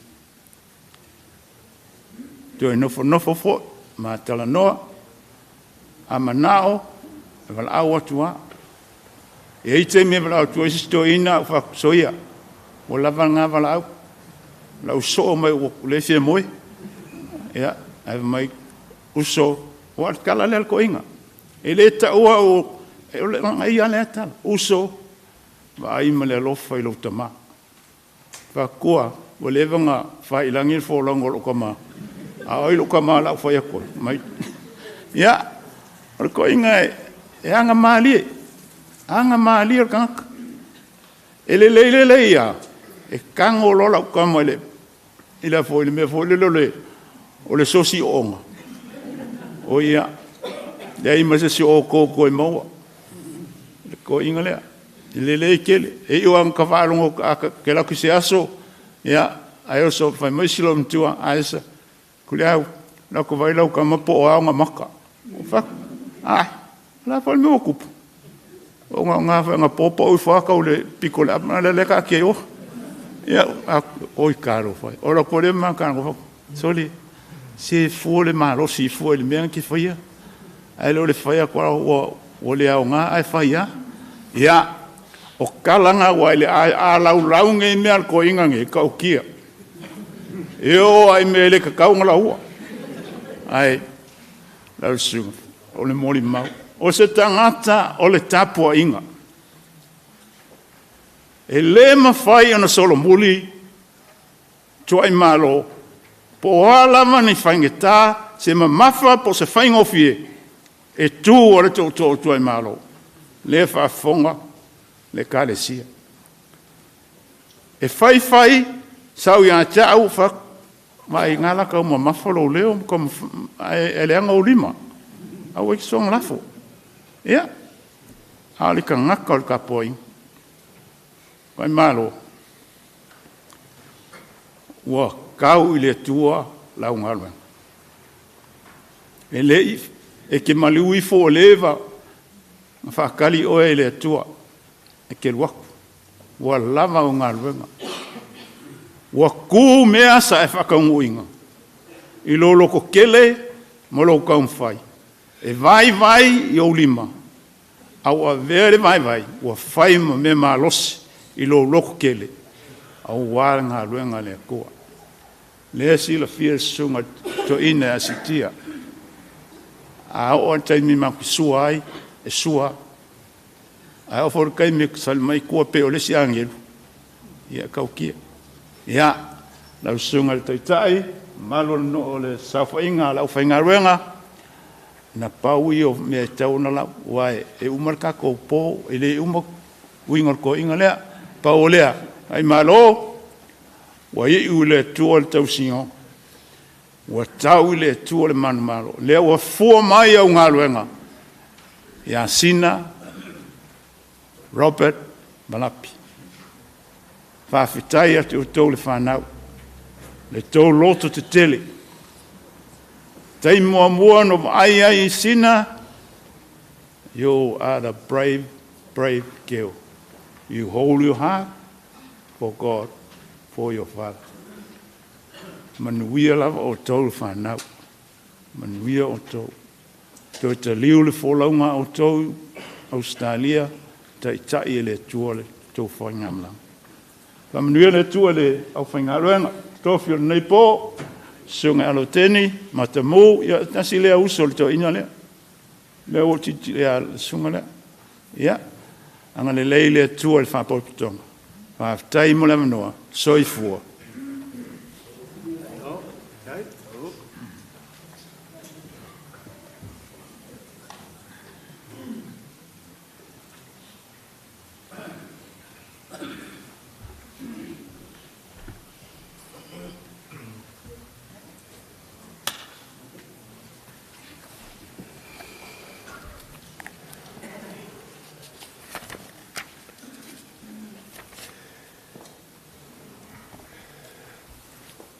O te whatalofa atu le suafo Iesu o lo ingo a sora a mosa.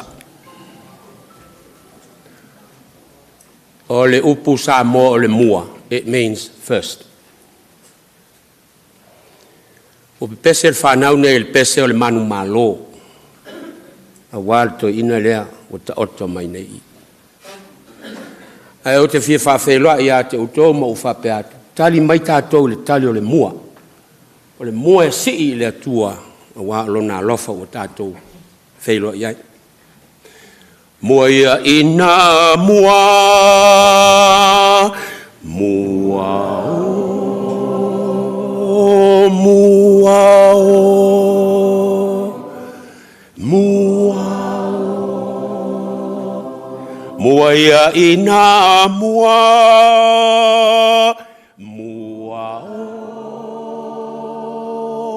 mua o, mua o. O le nganga le nai tau na po e ina whatasi ai umata tau tu tono le malu nei. O le nganga e sitia, o le nganga e whanga e tia, o le nganga whai mai le whai salamo. Te pa ia o mata i maunga e o mai ai lo tātou sosoan. Mai whea, mai le tua o le na whaia le langi ma le lalo langi. O walawina mata tau le talitonunga lea. O na o le tangata le na whai mai le tala le tua. He, ma o wiloa oe e li whaia oe au i le manawa le tina. And all of us, whether dying or living, belong to God. So te whatalo whatula le au ainga o le atua.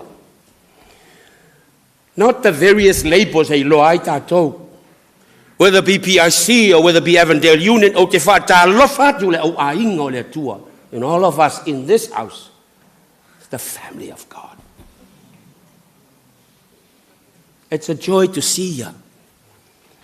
Whaftai le maliu o Tua'imalo o wala ui nai tātou e poto le taimi nei. 2 days ago, Eliezer planned some of us to be here. 1 week ago, Eliezer fufuanga to be here. But today, o wala au mai Tua'imalo. O mai, se o tātou fia, ma tātou patipatia, ma tātou vivi ia e le nganga. So, all the history of tātou e whola I lumo le mene, yes, ka koke wheakai, ka koke whekangisi, ka koke whaasingo limba, put it away.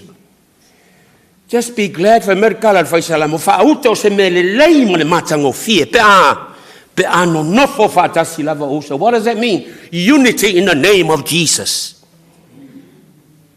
Men hau te whiwhia le pese o a mai Robert ma le whail ma le maftanga ma le au whai pese.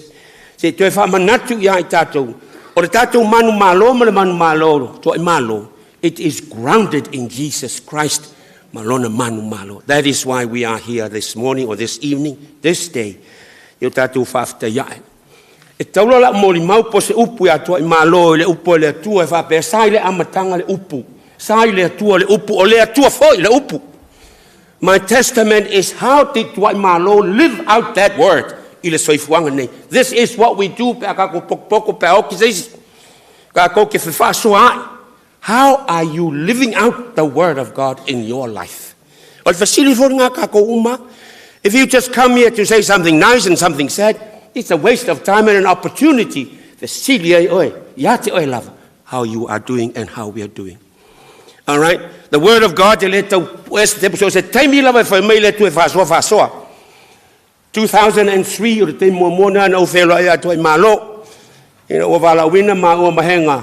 Mulimuliatu ya leao ina ua violent ngadwenga ai la mai take up the mantle ina na vai temi mole maftanga le kalesia right here o ala vai ngoa sa ngoi ka ko o ka ku level le kalesia Avondale sa fusia fatasi fia fianga mole maftanga mole tele me sa tupu. We did it because we were called to live out our journey in our life in the best way we can. Fatino ye le upo le tua o te wina ya te oe maa. Le upu lea, te whietala noa iai, awa, o le teimili nā le mamafutai, vea matoi ina, vea mati akono ma le matou mafutanga, kongur kako e kālia si ngei. I used to call le rilo kwa malo ma le rilo ngā lak nge mo mau ya kuri au. I used to call them the twins. Wai fui lua fa pel vaanga ngā kaimi. I'm talking about the period for which we had this time together. O le mafutanga fo I mafa na o mai e tono ngā wenga e tāua ya te au me o ne whāia. Relationship is important. Awa, o le winga le tātou te o mai e le lotu. O le tātou whāia ma le tua. Our relationship is important. Tātou te vivi ma tātou whawhtai. Fia sau e whaise, mōli mauma se tala. He's a leader, all right, o se tangata e teitat. Tangata e leo kele o kangaka e malosi le leo. I call him, he's very decisive and also very undecisive. If I barely wing on the character, o te moa, this is us. The character nge Tua'imalo I did admire. O ngasa ngoi kongo le ulokwem. E mai hama leo kele le leo, which is good. Clarity for e komu mumua for lisi vaenga o mako e whaiar kei ngā Tua'imalo. We call him sometimes other names, but te leo o eisa ukala. O le meo te whietala no, how did he live? O le ngau a Tua'imalo. E po whele loto la na whaife au I mulmuta I whatino. He made some right calls, some wrong calls, but so what? We were on the journey. O kako wholaunga. Ia o whaafitai le Tua'imalo awa, you did live life. I lo nau ta inga. Sa ili atu o sa ili o le teimiwo. Rui tau fo le ngā ruenga. You held your call. O te whaafitai ia te oi. How did he live that life? Finau. Finau malosi ina ia clear le te inga.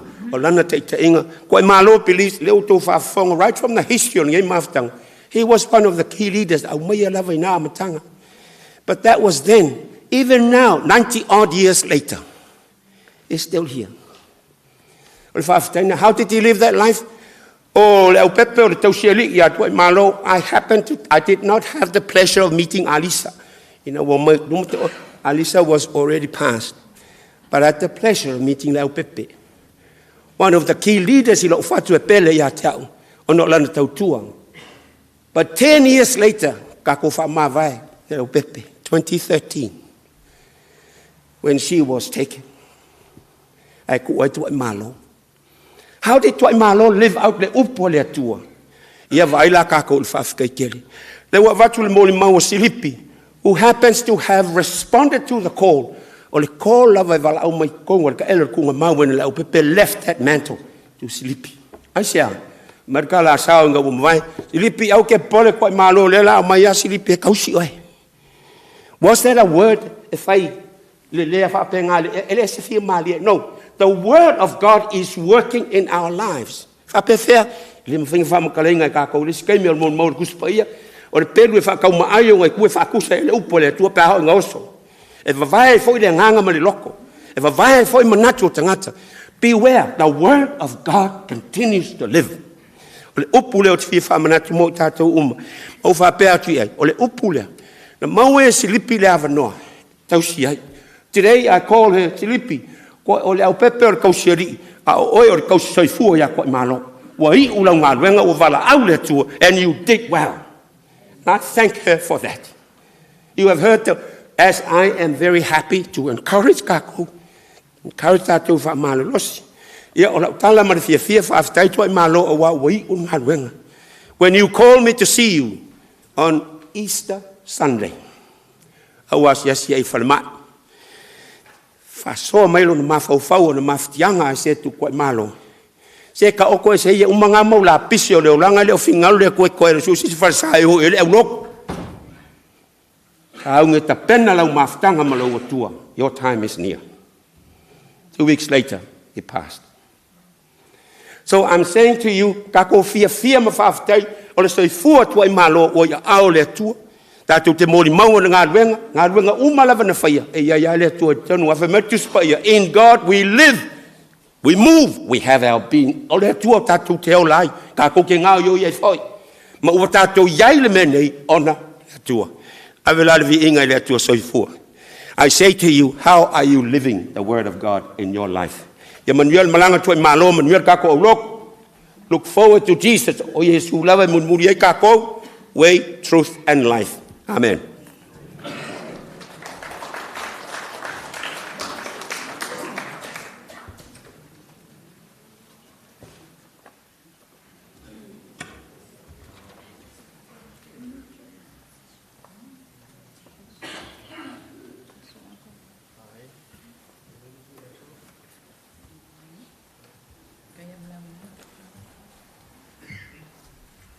God is good.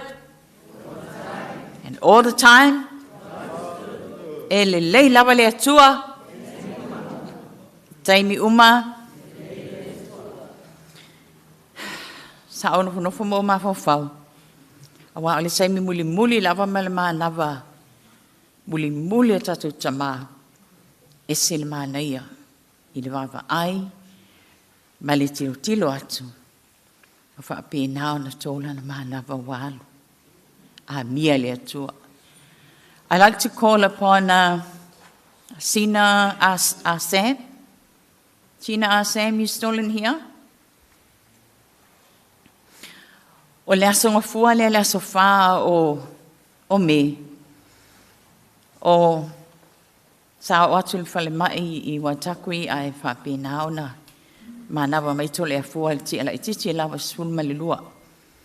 E le taimi lea sa ni umia ai un fale atu Sina.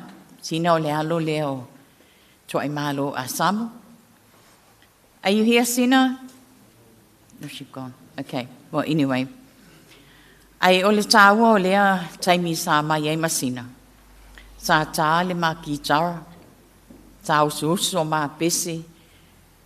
Mai le vavau. I o le whaavavau. Na mau suina le pese fo I lea, which I'm going to sing now, whamulmuli. Come, Holy Spirit. Come, Holy Spirit, I need you. Come, sweet Spirit, I pray. Come in thy strength and thy power. Come in your own special way. Angangasai afio mai.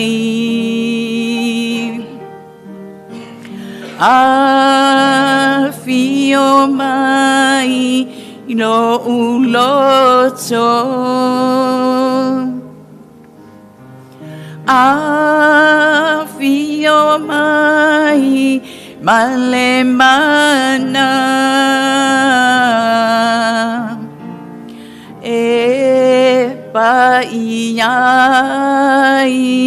yo uala. Ina ua umale peselea na mawharongoina masina. Tasi ale tau tale mai. Tulua male manawa. We felt the pulse. It was gone. Vili le fo mai. Latu le fo mai. Confirmed.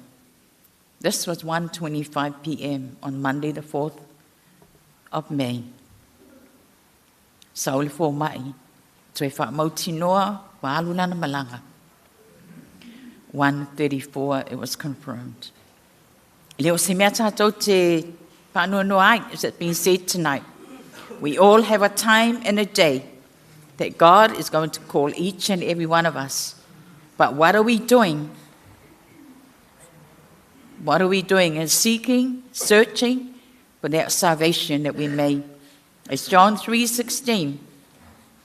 For God so loved the world that he sent his only begotten Son, that whoever believes in him will not perish, but have eternal life.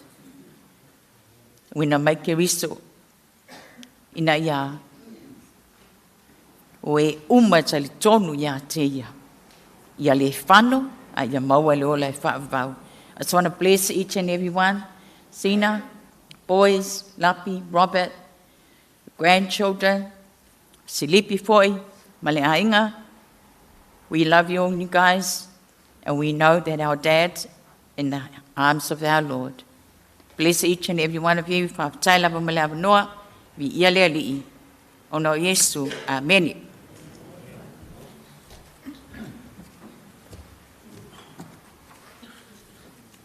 Ia, pe isi si, ia se paise muli mau, ia, whamuina le tātou, mawhanga ni a fiafi. O, mori atu leanga whaafitai le sunga le taitai tu sai male wanoa le fiafi. Ia o lo ungoa o tā whea, salapo le vave mai lauri. o whaamatai o le mātou ainga. O lea ua whaafonga fo ia le o malo le sauninga le nei afiafi mo li mau mātango fie pe o na whenga iei mo le tātou māwhtanga le nei afiafi. Ai o lau mo li mau e se eu toi tu atua i tua i Samoa. Taimia le i malanga maitua i malo i New Zealand. O mātou ainga. O ua matole a foa. Na vai tama le mātou lo matua. Le tina o Tua'imalo. O a ula e la i titi. Ai o tole a foa e pitu i fuai. I le whanaunga la lea. Le iei Tua'imalo. O le mātou o langa i Samoa. O Tua'imalo. O se tangata e se le saua. O le matua i saua al tangata. Ao na fasi ma ua matole a foa. E unga o ta awanga vani e le pa ia le malu. O aula e unga awanga. A tole a foa e whalolu ne mela. Nā lau tau whapen la ile di la.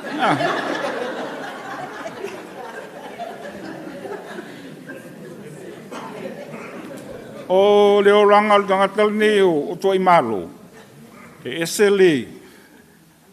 esele mapolotu al tangata. O lana ngā luenga i Samoa i lo mātonu. O mātonu nāma i teimi tasielo. Le fio mai la fio ngā tuisunga. A tuli la le lila le talpa te o pese. E tuai mai loa. Ia mauti noa lava. Ia o lea. O lea. Ioi. Ia. Ua whaiwhai la, ia, ua tuua le mātua ainga i Samoa, ai malanga mai nei. O le mātua ainga whaila i Samoa, e whaisol whanua tu. Ai ino ua saul tangata i nei. Tasi al se whanua tu ul mātua ainga. Ai abe uma se whanua i sunga. I pān mā lola i tu, wai. Ia on sau lola i nei. Ia whaawai o i loala na ngā luenga leo. E ona moi mawina fo e nisi o le nei asu. Ele umisa mo o melta to ai ngai lunga malo sulta ro pes. Ia. E pe ona ta o Emiliama le vai la o le dile. Ia. Ele ma faina se le fa mtalang. O vai le matua tanga tama ma le au pepe. Pe ato silsila e tu langa so fuanga. Matua tel tanga ta le titila au pepe. O nai fai lo me sa o le media. Ia a o nai winga nal tangata. Ele o se tangata fo i tautal so. A tua a ulaku ia koe malo e tal no atu e ni me fa matai. Pa o tala toi malo e tia. Alu e fa longo longo oi to ina lai lunga le fatsa. Wa me fai lungo o al fa longo o nai mo wese. A se upose tu sia so se me ia o. Mai mautei. Fasa o le tala toi. Au ele. Man wia la malanga toi malo. Mo mua tu e mato muli atu mala uri. Ai man wia tele el maftang al dato. Nei fiafi.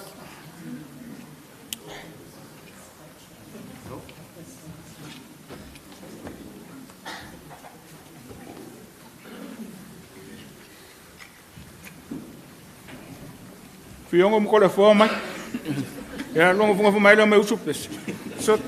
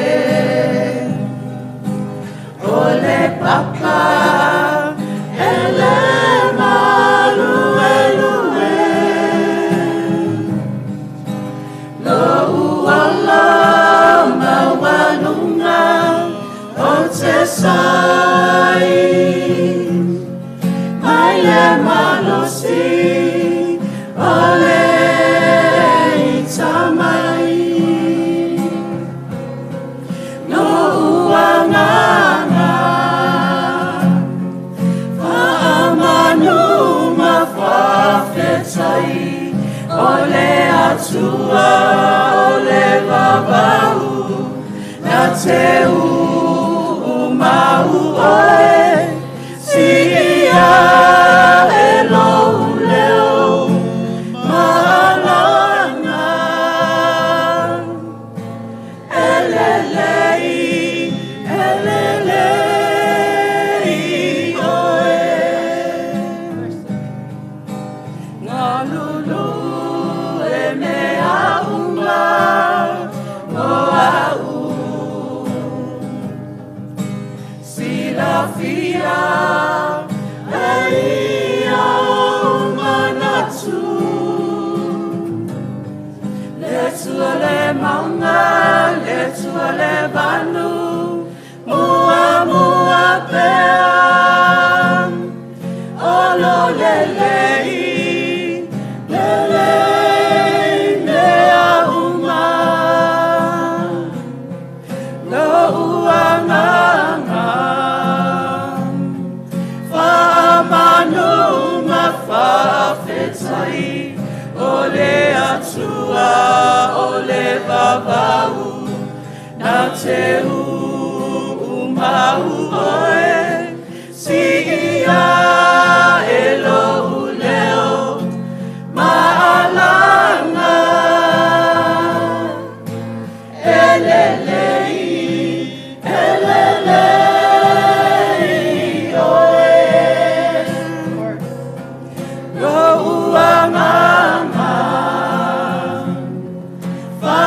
Manu mawhawhetai, ole atua, ole vavau, na te mau oe, si ia e lou leo, malanga, elelei, elelei oe. Elelei, elelei oe. Elelei, elelei oe. Amen. Praise the Lord.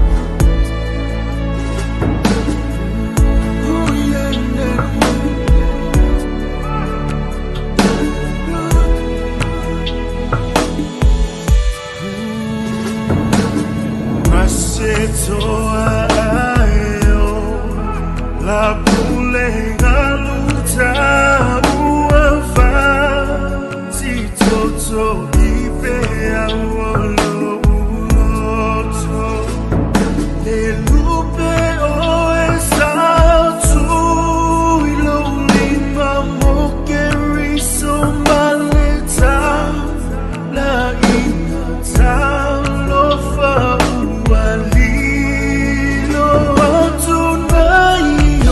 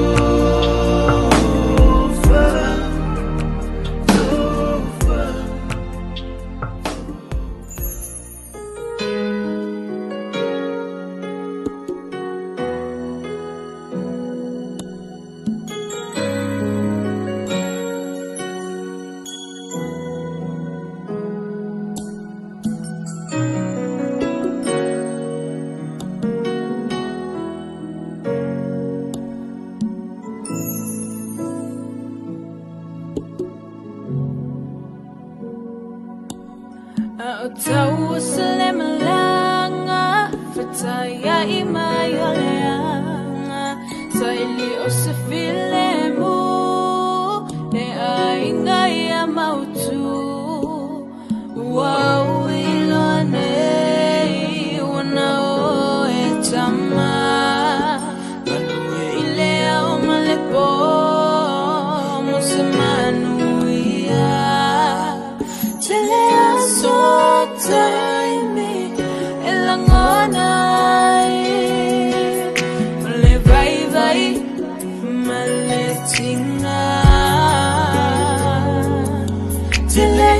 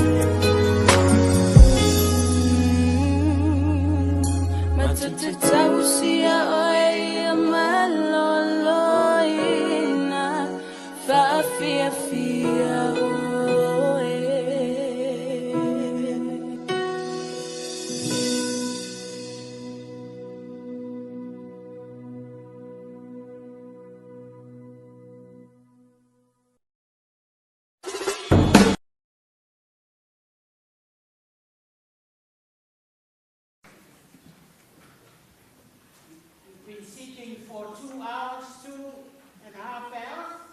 So I think you need to get those muscles warm up again. So be upstanding while the AUP choir will lead us in our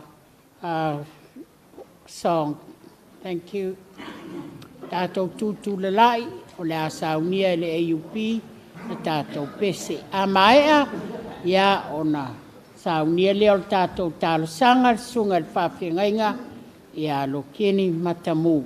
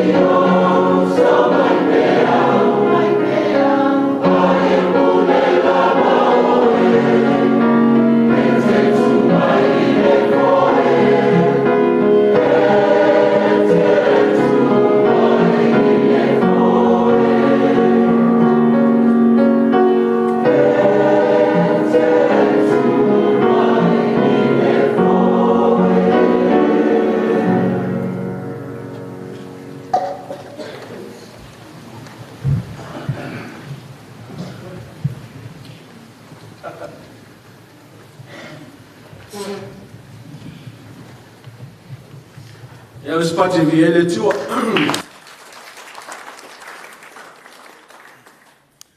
E se a mea le tua ia, e se mea tangata.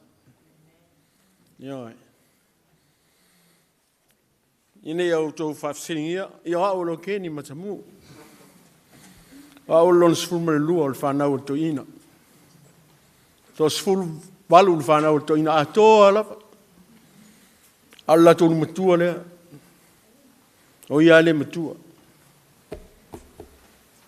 Ia ua uma le sefulu. Ma fo ilangi le sefulu. Toi to valu se vai vai ia o le Matamū.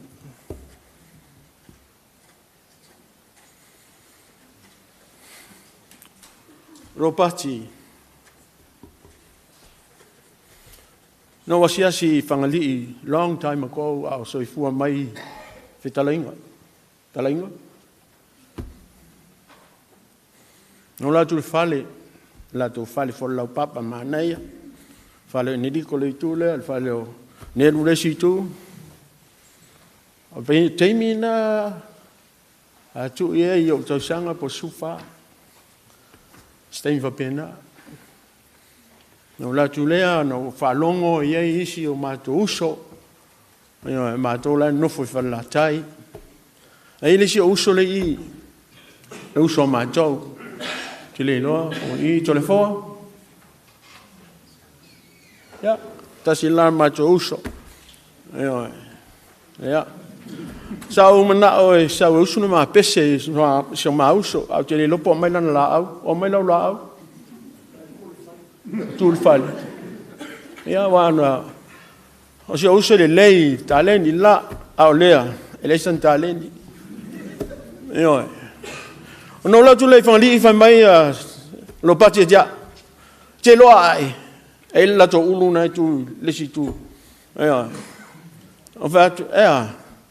Ka mai ki e kua ai. Ea. E le ai. Mai ia lo ai. Ioi. Ma tau le leva se vai mai a chau le fe alwa ia ma fai mai fa tonunga ia chau o te le masani o le tau fa.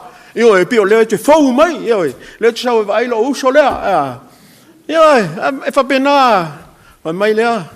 Alu hae tole menta to ulu falta to sakan ma tom duka le kua. Ia. Ia weekend le na. Fa mai lo le ia cha. Te fi ai fifi. Fifi a. Fifi povi. Ia, fa mai ila tao i o sunga. E se mai ngau tu sunga fa se el povi. Ia na fa mai tao e mai tato fifi ma tato puka. Tao le tai sami. Na mai le ta mai le saka. E ai. Ia fa mai na o mai e cha. Ia, ia mao i mena e fa i povi sunga tu sunga po i lunga ia te o tau. Ia, mao le me o mai ja mai e poto. Ia e poto. Ia, fa tro le. Oi, so so ke ka fa. Ia. Mo so e asi mai o ko ngei. Ia.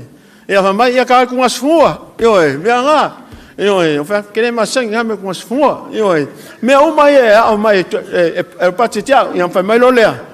Ia o lo kong. Ka so ska kupe, fa mai ka fea. Ka o le mlaka polo, nga le ke keli. Ia, alo keli o ka polo. Ia. Pa le kele o me fa me ka o ka fai. Ia, ma walu mai ia alu la e keli ka malon la. Ia, ma wes ka kupe. Ia. Ai so fa longa ku nga. Ese foi life ia pia. Ia. Wa eu só mai kwa pek. Ia. Au ia le ngo foi con le kaulanga. Ia, fa ku ma ia kele ngai. Ia. Me tau ki sau ke ngo foi mo lo le aonga. Ia. Ia, o le lisia songa. Ma ngo foi lo le. O fa ku. Kau ka umar ka mai ya. Mai a? Ka umar ka kama. Po anga me fai. Ke viro. Mai ka kama. Ele la ka waku. Ave lori, ave pasi, ave taxi, fai falawa, fai pangi, o mea umbanga. Ioi. Mea umbanga ko inga fai. Ioi. Ele lei kene ko inga. Ioi. O mea foi ngai lenko kere fanga ko inga. Wa le ia se me le ka mai ai. Ioi. O fa ko. E mongi. Ia. Kengi. Io va ko pat. Ke ro oi. O au supakako ko inga. E fe alwa ele pasi ai supakako wa. Ioi. El pasi le alo ngai solo. Alo ngai lo monga. Ioi. Ai fa supakako ia o ka ma. Ioi, ia esa ule onga nga vai ke me oros pakako. Ioi, na vai, ai karo fa. Or ka kamara nga, ioi, ka kamai se songa. Ioi. Songa ia me e mau ele fi mari. Ioi, ba nga ia ke dia. Whafkai apa, ioi. La le umare lo almo sau, ke aloi palakai mo sau me bai. Ioi, le e whamai, e whai leska ko ahinga, whako whea. Mai ngai mangiangi. O whako, ia whai ngai si mea ko ingo. Au spaki mal makama. Ia. Whafkai makama, le se so iai. Ia. Ai vi ia le tua. Na mai lo por kuspai. O le wo mo so uma. A le uso, ai mga mia le uso ia so vale. Io. Lo fai punga mo so uso le. Vai alua, fafkai uma yang wo, vai o ko uma wo. Alo paki, wo uma ko. Io. Wa le mea fai lo paki ko ki manga o fai kusape valea ai ko ki fai o da se ko e ko ki tia apa me fa valea fai so uso ma ko fia ko ya io me nga fa mer kuspaia o la wo ke fia ya so uma ai sa lono so e ke ma mi no so ia so finka io me mongi nga me kuspai polelle ke no ia so mafuka alo olo foi tem mo mongi so ko is a silent lamb ile le longa sileo onga ai wa ko kual so fu nga pe u fai foi le winga manga yo au ki fa kai ke ko lava nga sa ko sao so uso makua o wa o ia lava le unu makua makamu yo o ia ne ia man ko foi o ko lo makua ka nga mo e me uma o a mionga o le langu o winga o me fai e ka nga uma lo makua a be uma lo makua mer ko inga yo ia le fa kai le ko e se lu ska yo ko no le wan fide mo war ko au me di fo longa loko longa ainga especially these precious children here Robert, Sina, and Rapi. Yeah. Neila po.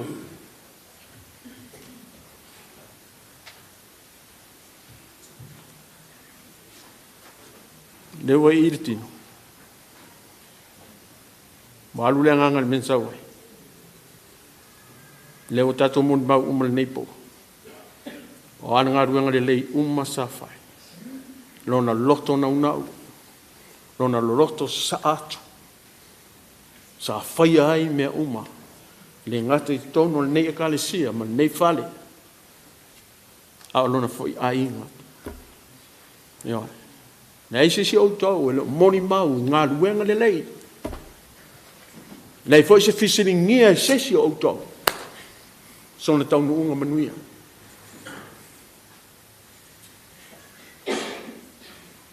Mea le tātou tali tonu ai.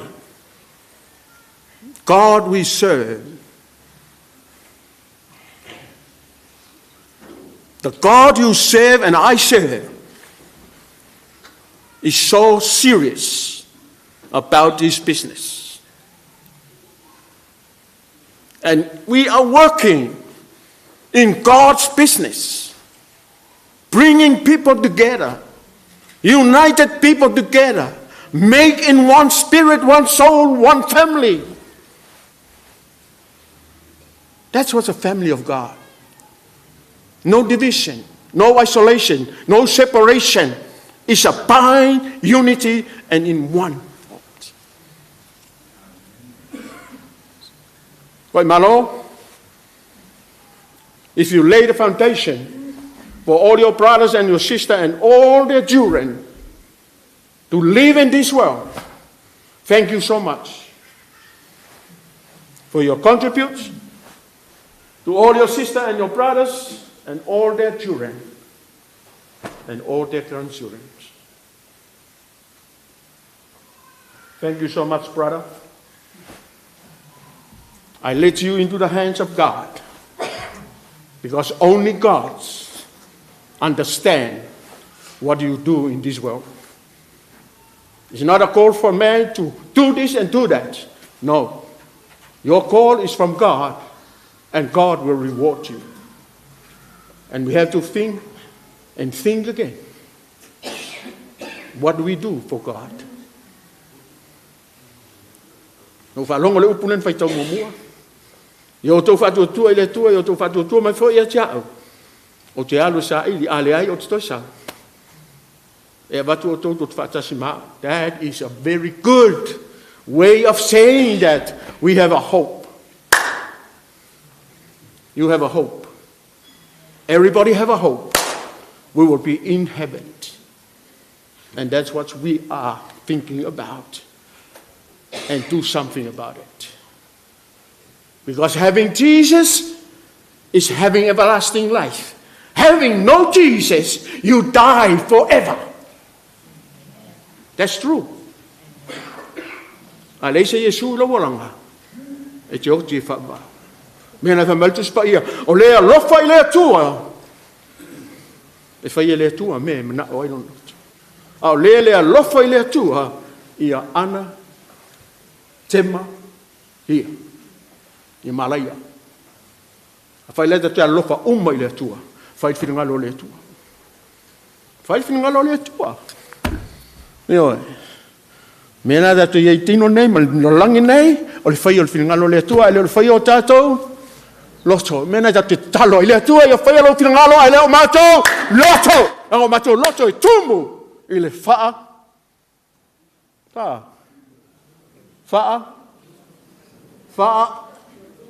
No! E tumu i le whaa ole. Wai te lei lolo loto na le tua i lolo loto. Na lo wanganga i lolo wanganga. Ai te lei loa. You don't know. Mena te lei pule oi ati oi. Pule tangata na i toni ati oi. A whele te lei loto tangata na i te oi. E pule al tangata na. A whamaltus pa ia lewa i aike. Riso i toni ati ia. O le tangata. I've spotted the area too. I felt I don't get the phone. It's all in a, but I feel in a. That don't tell fan or not. If it's a risk, I say, oh, that's all no. The mayor will not also. Yo, while I suffer to a tour, but the return will not all there to a lava. Amen. Because I face tomorrow be all things because I know he holds the future. When Christ is worth living just because he lives. Rela ka whekura kalo wha uma loko a leo lua mai. Le mamalu o le tapo inga ia ma se foi le sunga tai tai. Lana mau mai. Na mama si fa uma le mo le mau le lila la fa ia walu le fiafi ona o vala o polisi no uso yo fo le si uso wa le mele te lo va to lo to pe mo lo to mal lo matu tama tamu o le fa manianga nga ave ya apelam nena ma wel to ina ya le mele na mama me kaufi wala valea o to leilo wa vela fol fala asin kala pupu ala si faila se mo mau se fai se tala ile le mau so matua le wa le mato tama e toluan fal tama o la ko wala ia ma ku main lango silango isi teme te tau tala le le o te tau tala fo le ka Yo, Tua'imalo, whātoa mawhila me New Zealand. Ino o sau New Zealand. Ia, na maole mo lo tō lua. Whai mai, oi, o lo ngō sua esi. Ai o te ingoa ia tō lea whoa. o te matai a tole foi fale la tai, ia o te matai fo i sai pipi, e sa vea tu vai luol o tole foa. Ai o le me taua, o mawhilo e mele uso lea.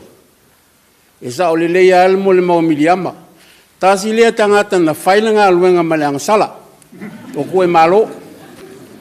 La e to te sila fia, ia ai, walava lea wa lewa lea fiafi. E pau ale mea, na susu atu le sunga le tau ina ma le whale tua e asiasi atu. O lau ke iai, ia o le mea lea alena o fia fia. Na whisili mai e tau. Wai lea. Whatu, o lau whaafea ngainga lea sau e asi mai oe, mai, wai. O vai atu, o si tia ma le whale tua. O le mea lea o whanua noai. Wa ngalo ia tua e maa lole suwafo si tia. Ai mana tua na time. Lei al kala sa le fa fonga mal tau fai fiau. Ele se tala fat. Ai wo fa no tele al to ina nei na wal. Pa wala le kali o makamuri lo avis ka vali. Le lo pomo ya, mata mai ave ta vali. Ai pa wala le kali lo ave ka vali, so me ave ka vali. Le kio a mai wa mai ya ngo fale le sipili silipi ave fale. Ya so ia, o lava ia tala ua. Naka ko pise. Ase usa se mako pis. Se o ko fa fonga o leo angi pi o leo koe malo. O le leanga i o leo lingi ainga. O le pise. Awhetai le atua le nata.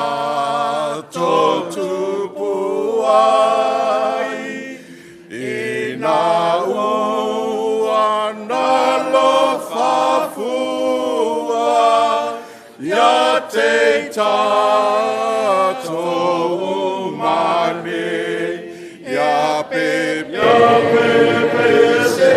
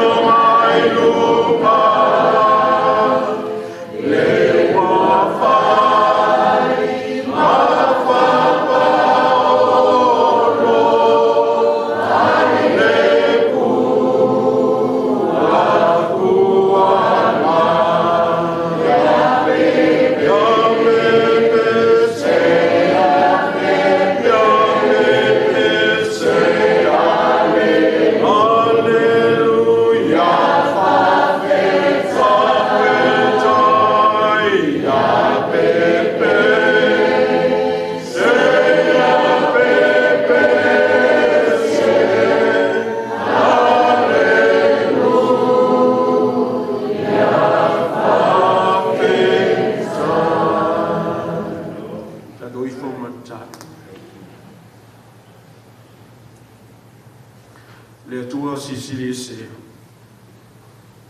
Le tua I tumu oe I le minga.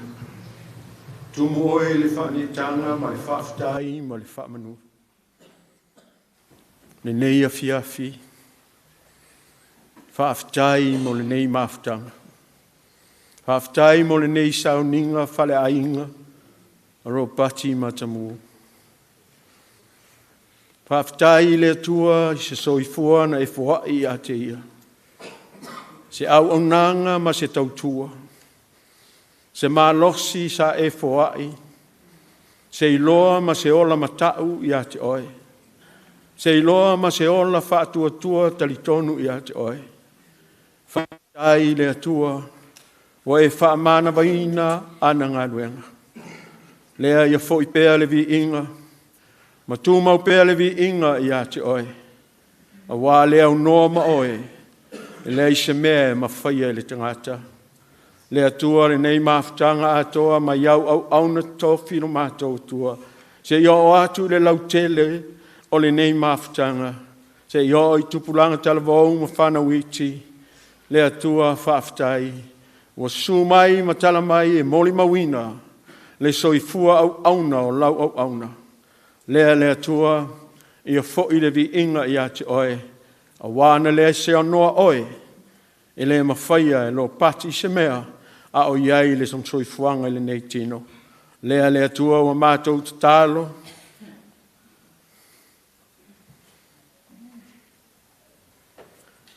E whamanuia mai i siana whanau.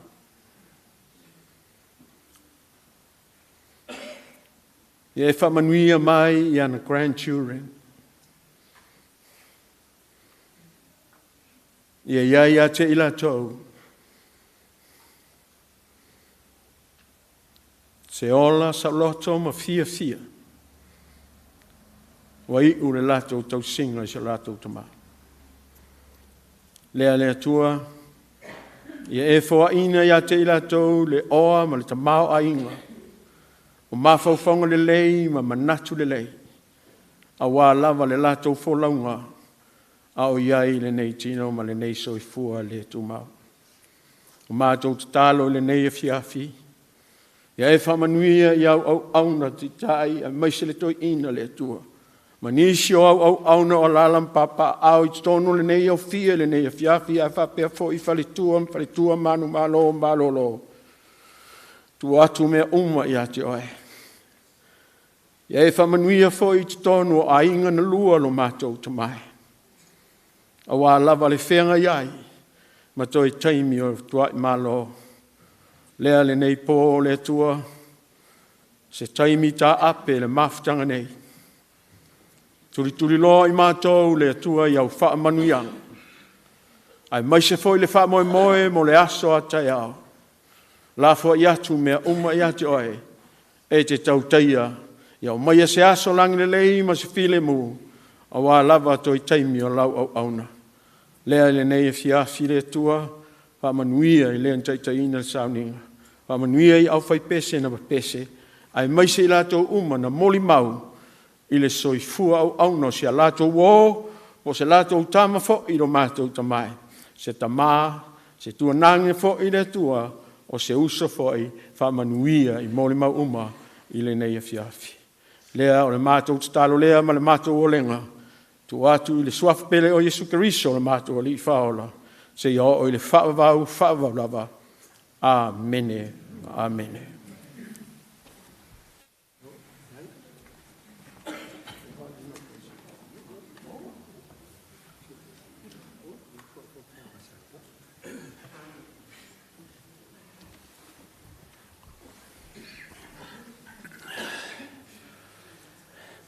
O te manatu o lewa mapuli tia sāle se ungali i. A wā o lele wa se e toa matamatane na ua fulsia o ngutu o waa ua ngā pepe fata o le tia fo i le to le langa.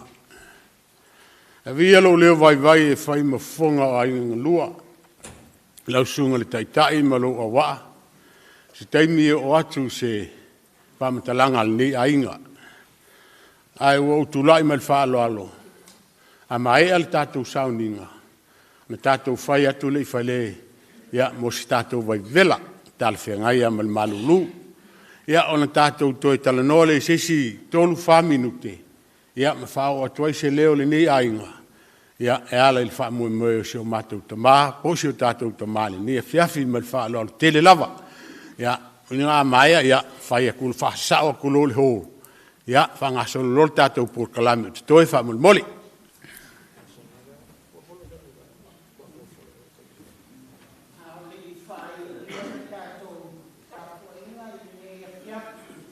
O se fasilsilanga mo le toe sauninga o le tamā i le aso a tae au o i nei i le itu la e se fulu ia ona momoli lea o lona sā i lona olisanga tu mau i George Maxwell Memorial Cemetery i Orchard Street tae au. Funeral service here tomorrow at 10 a.m. followed by burial at George Maxwell Memorial Cemetery at Orchard Street tomorrow. O le a tātou whai o le nei sauninga, ia i le pese wa saunia le PIPC Avondale. Tātou tūtū la lai, let's all be upstanding to conclude our service.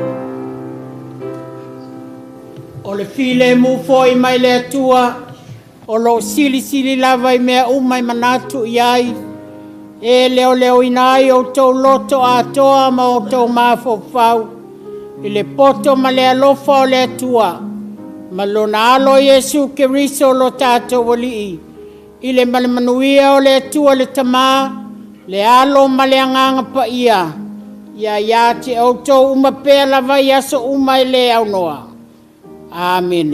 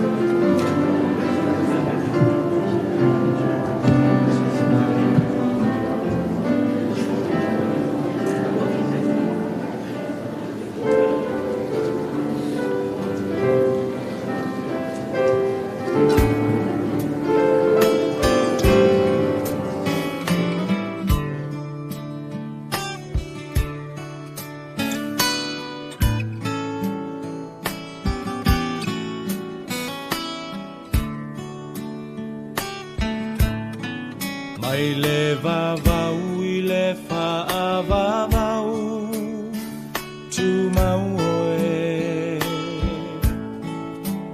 o le papa e le malue lue lo uolo maualunga o te sao ai mai le malosi o le itamai mai le vavau I le whaavavau tu mau oe o le papa e le malue lue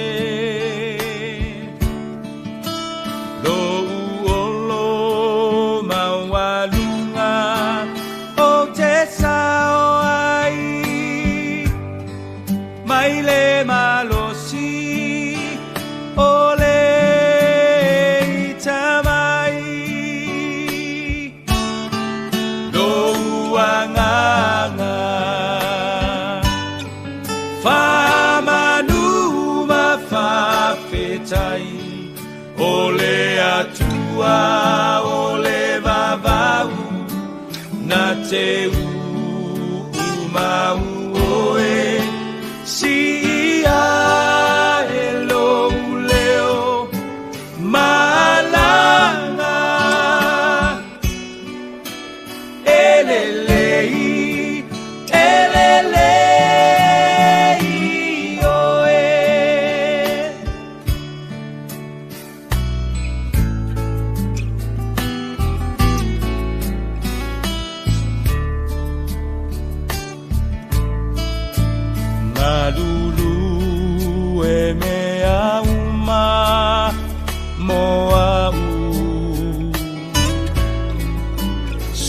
la fia e ia o umanatu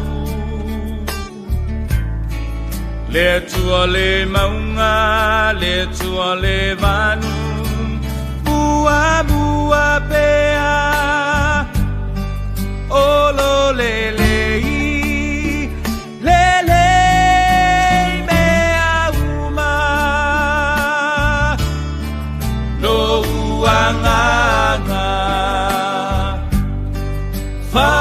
Whamanuma whawhetai o le atua o le vavau na te umau oe si ia e lou leo malana elelei